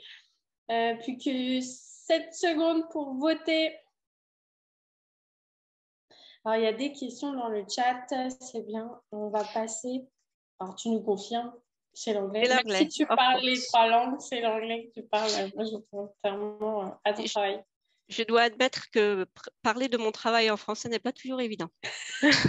Les mots anglais qui te viennent facilement. Et c'était un très bel exercice. Merci de m'avoir donné l'opportunité. Et vous pouvez retrouver Laurence sur LinkedIn si vous voulez en savoir plus sur son profil. Merci beaucoup. On va passer à la session questions-réponses. Donc, il y a des questions dans le chat qui sont arrivées un peu pendant les témoignages, même si on a essayé de les prendre au fil de l'eau. Donc, oui, merci. Tout le monde rallume son micro et sa caméra. N'hésitez pas à lever la main pour ceux qui ont accès à un micro pour poser la question. Je ne vois aucune main levée. Donc, moi, j'avais vu une question licence pro versus licence pour aller en master. Donc, la licence pro professionnelle, normalement, c'est insertion professionnelle rapide, même si donc c'est plutôt une licence qu'il faut faire pour aller en master, même si on peut y arriver par une licence pro, mais ça sera moins immédiat. Donc, licence pro, généralement, c'est on va tout de suite après travailler. Voilà, donc c'est ça la différence, c'est insertion professionnelle rapide. Oui, c'était le lycée Jules Séphiride qui posait la question. Il y a une question de Saïd au tout début. Saïd, très, très motivé. C'est pas une question, c'est super. Merci, Saïd. Quel est le langage de programmation le plus utilisé dans le domaine professionnel? Ça dépend. Oui, en fait, chaque domaine va avoir son langage préférentiel en fonction des qualités du langage, si tu veux. Tu vois, dans la data, typiquement, il y a beaucoup de Python qui est aujourd'hui utilisé. La base, c'est le SQL, mais dans d'autres programmes, on va avoir besoin de Java, on va avoir besoin de .NET. Dans le web, on va avoir besoin de PHP, on va avoir besoin de JavaScript. Alors que, et C+, il y a Marc qui posait la question de C+. Est-ce que le C, C++, ça peut être dans d'autres types de programmation, notamment les applications mobiles de plus en plus, ou l'embarqué, ce qu'on appelle l'embarqué. Voilà. Donc, chaque dominante de l'informatique va avoir besoin de son langage. Tous les langages ont un trait commun qui est l'algorithmie globalement. Voilà. Et après, chaque programme va avoir ses fonctionnalités propres dans un framework ou pas, donc dans des boîtes à outils qui vont être propres à certaines utilisations en face. C'est revenu beaucoup de fois, cette question-là, et c'est très intéressant. Et c'est important. Et ça ne ferme pas en usage à l'informatique. Voilà, il y a beaucoup de langages et beaucoup d'utilisations différentes de ces langages. Oui, c'est ça. Et il y avait aussi des questions. Laurent, vas-y, tu veux compléter? Peut-être qu'on peut ajouter que ce n'est pas un seul langage, il faut en apprendre plusieurs et vous allez en apprendre des différents parce que ça évolue aussi et que quelquefois, c'est aussi bien d'apprendre un langage de base qui n'est plus utilisé parce qu'on peut comprendre comment ça fonctionne et ça peut être aussi recherché par des entreprises qui ont des systèmes assez âgés. Donc, il faut apprendre plein de choses différentes, à mon avis, plein de langages différents. Oui, parce qu'il y a Mathis qui dit qu'il est en train d'apprendre le Python, mais il voulait savoir justement s'il fallait se réorienter ou pas vers le Java, etc. par exemple. Mais en fait, où est-ce qu'on apprend à coder pendant qu'on y est? Ou quand est-ce qu'on apprend à coder? Est-ce que c'est dans son métier? Est-ce que c'est pendant ses études? Alors, le soir entre 22h et minuit. Ça peut être ça, mais c'est un des éléments de base de toute formation numérique. Ça veut dire que quand on fait une formation numérique, tu vas faire du codage, tu vas faire du développement, c'est la base, une des bases en tous les cas. Donc, c'est pour ça que les développeurs sont essentiels et qu'on en a particulièrement besoin. Et on peut commencer à tout âge. Enfin, ma fille, qui est peut-être encore dans l'assistance, je ne sais plus, mais en tout cas, elle a commencé à l'école primaire en faisant du Scratch. Voilà, oui, pas mal de gens l'ont fait autour de la table. C'est une première initiation. Et ensuite, on passe à des langages. Rémi a raison, c'est-à-dire, et Laurence aussi, c'est-à-dire que pendant nos études, on va apprendre. Sur le terrain, on apprend, mais aussi à la maison. Il y a plein d'outils qui sont disponibles, finalement, qui nous permettent d'apprendre des codes, des langages, etc. Par exemple, Open Classroom.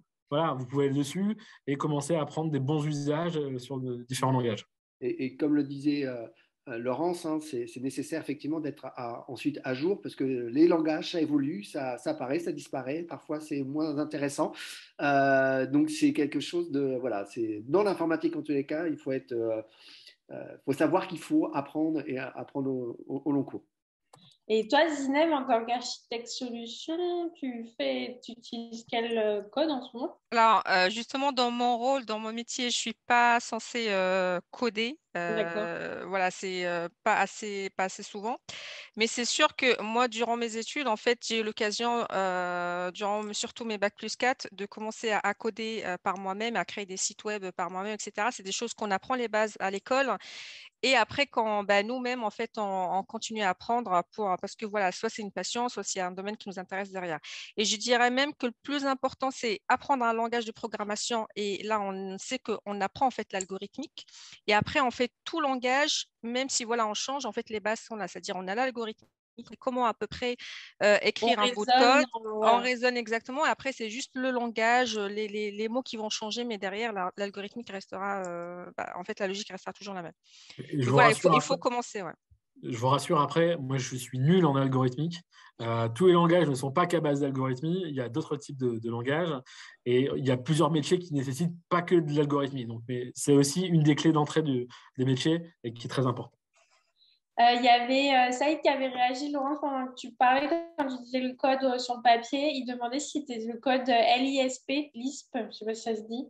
Ça te dit quelque chose ou pas? Non, pas du tout, pas du tout. Mais en fait, on peut coder sur papier, c'est-à-dire que tu peux écrire, tu n'as pas besoin d'un ordinateur, tu peux écrire tes lignes de code et tu peux les introduire dans un ordinateur quand tu as l'ordinateur près de toi et ensuite le faire tester par l'ordinateur. Donc maintenant, tout le monde fait ça directement sur l'ordinateur, mais disons que si ton ordinateur ne fonctionne pas et que tu dois rendre un code, tu peux l'écrire à la main. Hein, et ce que je crois qui est très important dans le fait d'apprendre un code, d'apprendre à coder ou à programmer, c'est d'apprendre à lire des codes. Parce que là, ça peut être un plus quand tu postules à un job de savoir lire du code et les corriger peut-être et le modifier. Parce que ça, c'est avoir à faire. Je ne sais pas toi, Laurence, mais moi, j'ai déjà eu un examen d'informatique, mais sans ordinateur. Et donc, du coup, il a fallu écrire l'algo sur papier. Papier, ouais. Et pour dire aussi que ce n'est pas forcément que des mathématiques, on sait, parce que ça a été prouvé, que notamment les linguistes, ceux qui ont pu faire LEA, donc qui apprennent des langues étrangères, peuvent devenir potentiellement, en reconversion, des très bons codeurs, programmeurs, parce que c'est une logique en fait. Le code, c'est un langage comme une langue étrangère parfois, et donc il faut pratiquer, apprendre, et ce type de reconversion sont fréquentes et marchent bien. Justement, il y avait Mathis qui disait que l'anglais est très important pour le Python, par exemple. C'est vrai qu'on code en anglais beaucoup. En fait, c'est du Python. J'ai pas l'accent. En fait, c'est pour tout l'informatique. Je dirais, franchement, s'il y a un conseil à donner, c'est anglais, parce que souvent, les études en informatique, majoritairement, c'est soit des contenus en vidéo, et quand on commence aussi à travailler dans un milieu professionnel, on est amené beaucoup à pratiquer l'anglais, à parler en anglais. Et c'est une question qui se posera dans le domaine de l'informatique. Il faut l'anticiper. Et tout comme vous avez des tutoriels les tutos sur vos jeux vidéo qui sont en anglais, beaucoup sur YouTube, eh bien vous avez plein de tutos qui sont sur le langage de programmation ou les outils informatiques qui sont en anglais aussi, parce que c'est le langage commun finalement. Pour rebondir à ce que Rémi disait, en fait, quand j'étais jeune, on n'avait pas la possibilité d'aller vers l'informatique. Donc, mes professeurs m'ont indiqué que je devrais plutôt faire des langues, puisque je parlais trois langues et que j'étais très intéressée. Et j'ai pris option informatique, et c'était très facile de faire justement le lien entre parler anglais et coder. Et c'est vraiment très, très intéressant. C'est des logiques qu'il faut suivre. Mais je pense que c'est à la portée de tout le monde si on passe du temps dessus. Alors, on va quand même rassurer Taloula qui est un peu inquiète. Si on ne maîtrise pas encore l'anglais, on a encore le temps. Oui, tu as encore le temps de t'améliorer. À tout âge, c'est possible. Lula, si tu ne parles pas encore anglais, c'est juste parce que tu ne pratiques pas assez. Donc, tu lis de l'anglais, il faut passer à la télévision en anglais, la radio en anglais, écouter des chansons, et puis chanter toi-même, parce que ça fait une grosse différence. Alors, il y a Thomas qui nous a posé plusieurs fois la question. Il s'est programmé en HTML, Java et Python, si je le dis correctement. Quel métier il peut faire avec ça? Plein de métiers différents. Et choisis. En fait, il y a aussi quelque chose qui est intéressant dans les métiers de l'informatique, c'est que si tu as une dualité et si tu as, par exemple, de la biologie et de l'informatique, tu peux faire des métiers très intéressants, des métiers du futur, des métiers complètement différents. Tu peux aller dans des domaines complètement différents. Donc, faut pas s'arrêter juste au programmeur, ce qui est très bien, c'est un métier super intéressant, mais peut-être des niveaux différents à la suite et travailler dans des domaines aussi différents. J'ai travaillé avec des scientifiques, mais tu peux aussi travailler avec des personnes de tous les domaines. Donc, c'est aussi important de ne pas se focaliser, à mon avis, maintenant, de ne pas se focaliser juste sur quelque chose et ça va évoluer de toute façon. Donc, commencer en tant que programmeur, c'est une très bonne idée. HTML et JavaScript, notamment, par exemple, permettent de représenter des choses. On utilise beaucoup dans le web, etc., pour représenter des formes, par exemple, et autres. Python, après, on peut utiliser plein de choses, c'est-à-dire automatisation de tâches, des développements, des traitements qui sont, on appelle en back, en arrière des systèmes. Mais il y a également des librairies qui ajoutent des fonctionnalités à Python, qui sont déjà pré-faites et qui permettent aussi la représentation. On peut faire n'importe quoi avec ces langages, donc au plus tu maîtrises un langage, au mieux ça sera. Alors, juste pour rajouter un point, surtout par rapport à Python, Python, il est beaucoup utilisé sur tout ce qui est système d'information, gestion de parcs informatiques, etc. Parce que souvent, on a des parcs avec des dizaines, voire des centaines de serveurs. Si on a des tâches à faire, on ne va pas s'amuser à les faire à la main sur chaque serveur. Du coup, on crée des tâches qui vont automatiser en fait tout ce travail-là à notre place. Et souvent, c'est en Python ou en langage Go, ou, etc. Du coup, on retrouve Python dans quasiment tous les contextes. Ouais. Il y a une question d'Esteban que j'ai perdue. Oui. Non, c'est au début. Non, je l'ai lu, elle est importante. Ouais. Alors, vous avez dit qu'il y avait les 3 bacs pour accéder au métier du numérique, mais entre techno et général, y a-t-il un que les employeurs préfèrent par rapport à l'autre? Alors, je me suis peut-être mal fait comprendre. Je ne dis pas que les 3 bacs sont pareils pour la poursuite. Je dis qu'avec les 3 bacs, on peut faire un parcours dans l'informatique. Un bac professionnel, normalement, c'est pour une insertion professionnelle rapide. Et généralement, quand même, on appelle ça l'insertion professionnelle, où il faut au moins un bac plus 2, bac plus 3, voire un bac plus 5 pour aller dans l'informatique. Donc, le bac pro, c'est vraiment les meilleurs dossiers qui pourront poursuivre et qui feront un parcours dans l'informatique. Parce que c'est particulièrement difficile avec un bac pro de faire des poursuites d'études dans l'informatique. Donc, on va demander d'avoir un bon dossier académique pour poursuivre. Donc, c'est possible, mais il faut être motivé et avoir un bon dossier. Ensuite, effectivement, comme vous l'avez pu le voir, il n'y a pas un parcours, mais des parcours, et donc c'est moins le bac qu'on va regarder que finalement le parcours que vous avez fait, les différentes formations que vous avez fait, et là, il n'y a pas forcément de hiérarchie. On peut faire une licence techno, un bac techno et faire une école d'ingénieur, ou comme on peut faire un bac général et aller en BTS.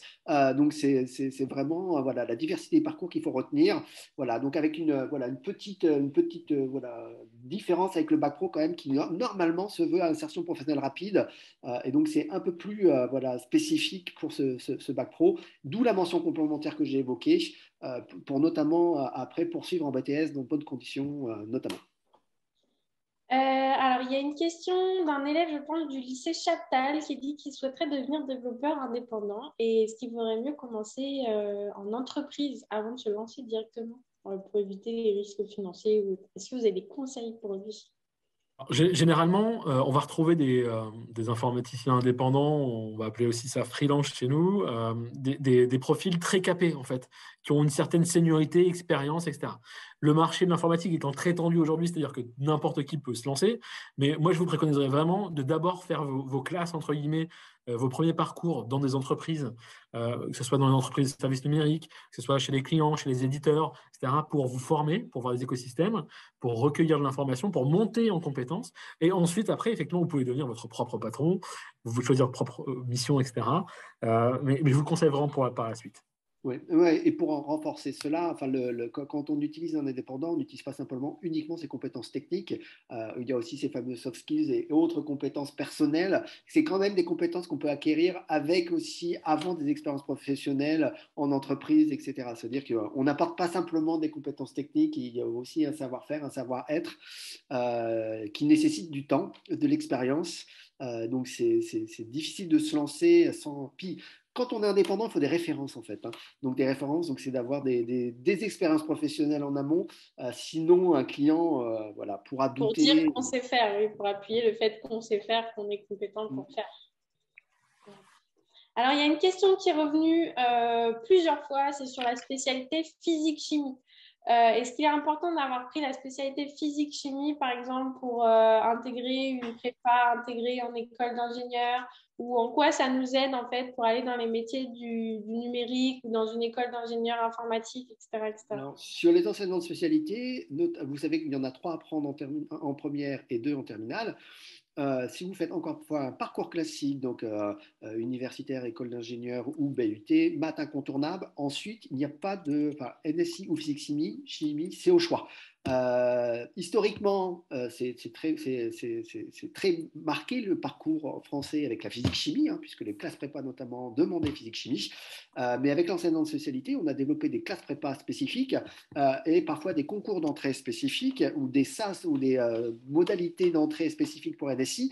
Donc, maths incontournable en pré, NSI ou physique-chimie, c'est au choix. D'accord, oui, Dalila repose la question, veux-tu mieux garder NSI ou physique-chimie en terminale au choix? C'est vraiment au choix. Enfin, c'est logiquement. Qui parle le plus? Oui, non, parce que voilà, encore une fois, c'est encore l'enseignement supérieur est encore très marqué par la physique-chimie, ce qui est normal, c'est important. Mais avec NSI, on aura à peu près le même type d'école. Les écoles ont plusieurs voies d'accès, non pas qu'une. C'est pas, on peut aussi bien arriver à rentrer dans l'école d'ingénieur, une même école d'ingénieur avec NSI ou physique-chimie. Voilà. On a beaucoup de reconversions aussi dans nos métiers, donc des profils qui viennent d'autres filières. Il y a eu historiquement beaucoup de personnes qui venaient de la chimie, etc. Dernièrement, on a eu beaucoup de gens de la physique aussi. Moi, j'ai même eu une personne qui faisait de la physique nucléaire avant. Et donc, c'est des personnes qui réfléchissent très bien, très vite, qui ont habitué à bien apprendre, bien savoir les choses. Et donc, la reconversion est d'autant plus facile finalement par la suite, puisqu'il y a eu ces formations un peu scientifiques. Il y avait une question pour toi, Laurence. Tu travailles à la Banque Centrale Européenne depuis 1998. L'euro n'est arrivé qu'en 2000. Comment s'est passée la transition à la Banque Centrale Européenne? En fait, ça s'est passé bien mieux que ce que l'on avait espéré. Donc, tout s'est très bien passé. Oui, j'ai commencé à la Banque Centrale Européenne quand on a débuté. Et donc, moi, je n'étais pas vraiment dans le projet de l'euro. J'étais plutôt dans toute l'infrastructure, donc à installer les ordinateurs, à aider à faire tous les programmes nécessaires et à mettre en commun tous les savoirs que l'on avait pour fabriquer une nouvelle monnaie. Mais il y avait beaucoup de parties plutôt politiques, de parties plutôt de gestion et aussi beaucoup de relationnel avec les banques nationales, donc qui elles fabriquent et gèrent les billets et les pièces. Donc ça s'est très bien passé, mais derrière, il y a énormément de travail en amont et il y avait déjà, ça faisait bien plus longtemps que ça que l'on travaillait sur une monnaie unique pour ces 19 pays.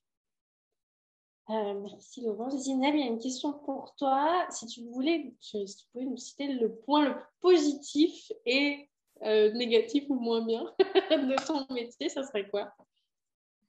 Je dirais le point positif, c'est vraiment le fait de pouvoir travailler sur différents contextes parce que voilà, on sait qu'au quotidien, on parle avec différents clients. En fait, on n'a pas juste un seul projet dans lequel on reste coincé pendant 2 ans, 3 ans. C'est vraiment, on a la chance de travailler avec différents clients, voir différents contextes, différentes problématiques. Et ça, c'est motivant. En fait, là, on se réveille le matin, on sait qu'on ne va pas travailler sur la même chose qu'on a fait hier. C'est chaque jour quelque chose de différent. C'est chaque jour, c'est vraiment au jour le jour ou c'est des missions? Ah oui, on peut, par jour, on peut avoir 2-3 meetings avec des clients différents. Ça veut dire, qui dit client, ça veut dire un contexte différent, des problématiques et il faut pouvoir suivre avec lui ce qui se passe. Du coup, c'est vraiment une diversité de contextes et de problématiques. Ça, il faut le voir d'un côté motivant parce que surtout pour les gens qui n'aiment pas faire la même chose La ou vraiment routine, oui. s'ennuyer rapidement dans leur travail, là, on est bien servi.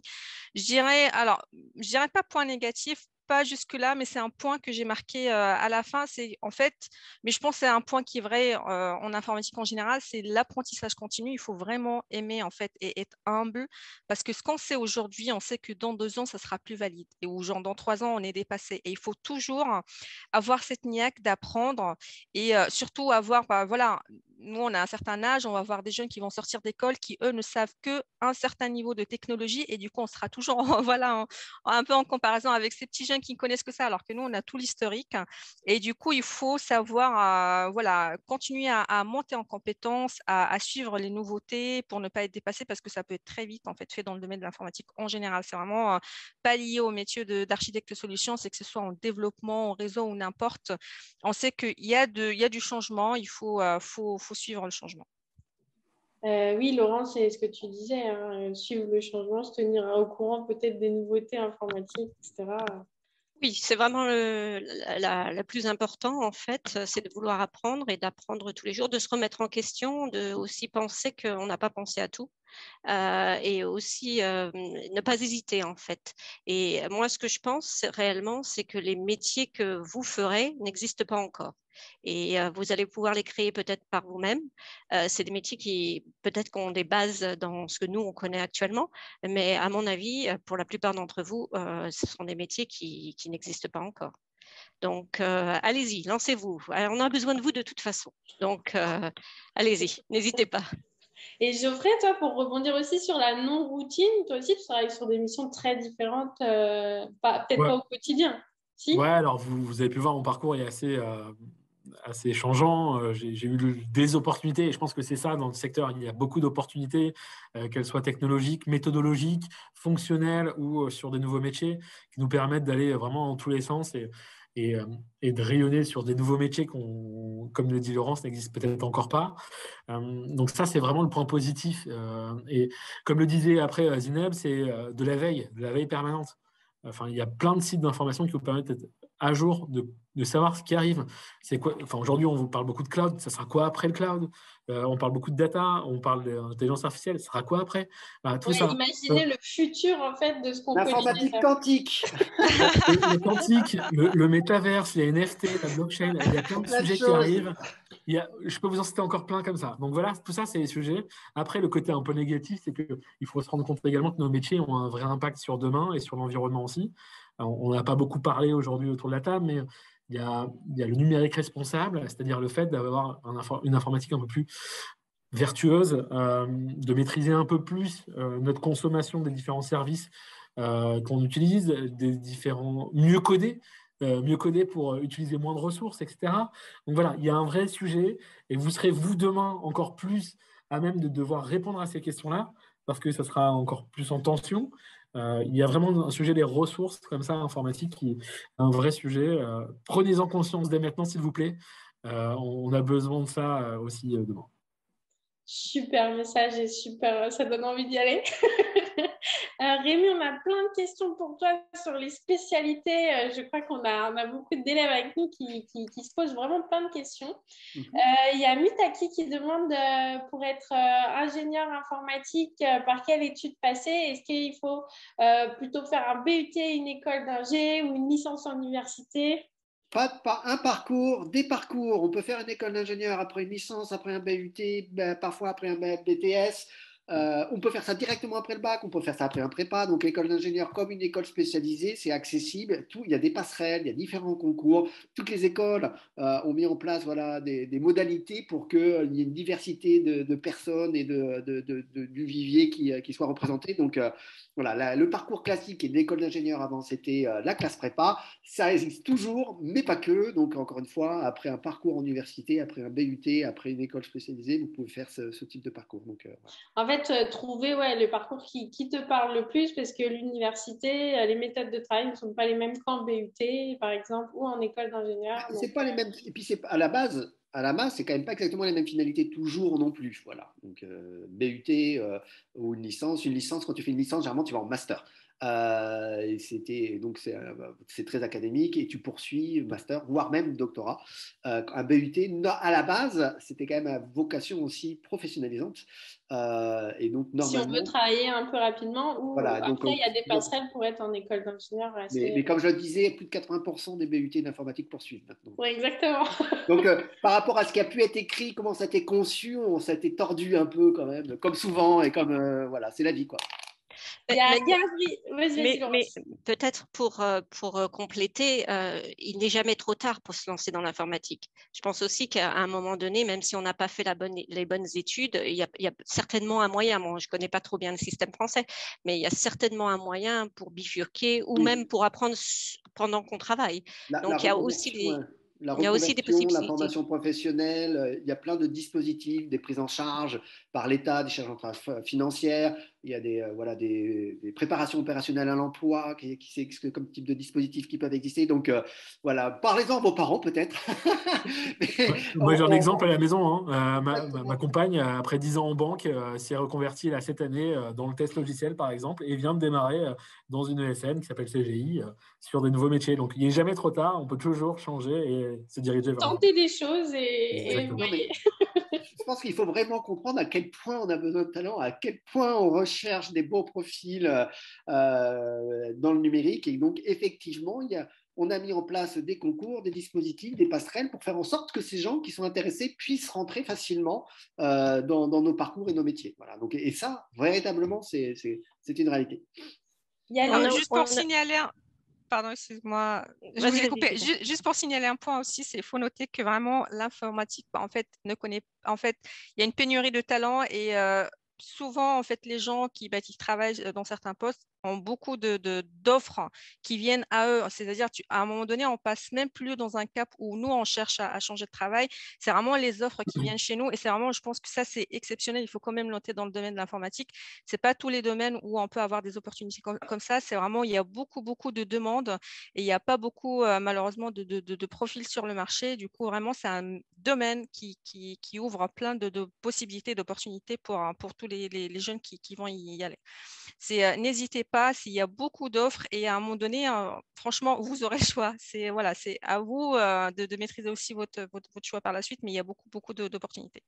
On a besoin de vous. Aussi, on a besoin de femmes aussi. Tout simplement pour éviter que les systèmes informatiques soient biaisés. Par exemple, on parlait de l'intelligence artificielle. Il faut absolument que l'on ait des femmes et qu'ils donnent leurs avis, parce que sinon, on va twister, je ne sais pas le mot, on va un peu biaiser le système et ça ne rendra service à personne. Donc, il faut vraiment qu'il y ait des femmes qui s'attachent à ça. Maintenant, ce n'est pas une grosse responsabilité, c'est juste un travail au jour le jour. Donc, on s'y met, il y a du travail pour tout le monde et il y a des travails intéressants pour tout le monde.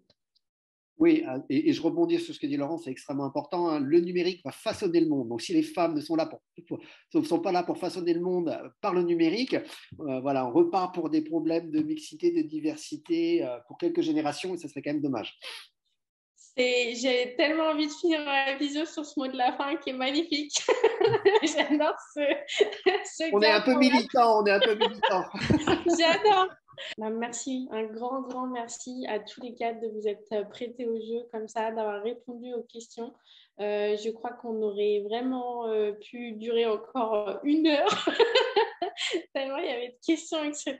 L'échange avec les participants était vraiment au top. Un grand merci à tous nos participantes et participants. J'espère que tous les messages ont été entendus, notamment sur le Girl Power. Je suis totalement avec vous là-dessus. C'était notre très dernière édition des Mercredis Géniaux pour l'année 2021-2022, mais on revient dès septembre 2022 avec plein d'autres éditions sur plein d'autres secteurs d'activité. Donc, j'espère vraiment vous retrouver au rendez-vous. Sinon, on se retrouve, il y a la semaine des métiers qui continue demain et après-demain. Et la prochaine semaine des métiers, c'est du 12 au 16 décembre. Oui, il y a des questions vis-à-vis de replay. Il sera accessible sur YouTube dès la semaine prochaine, donc sur la chaîne YouTube de la Fondation. Et donc, tout est disponible sur notre site internet, tous les résumés, le programme de nos actions sur notre site internet que vous voyez s'afficher là. Un grand merci encore à vous quatre. Merci Rémi, merci Geoffrey, merci Zineb, merci Laurent. Vraiment un grand merci d'avoir répondu présent. Et merci à tous nos participants et participantes. Bon après-midi à tous. Au revoir. Merci à tous. Au revoir. Merci. Au revoir. Merci, au revoir.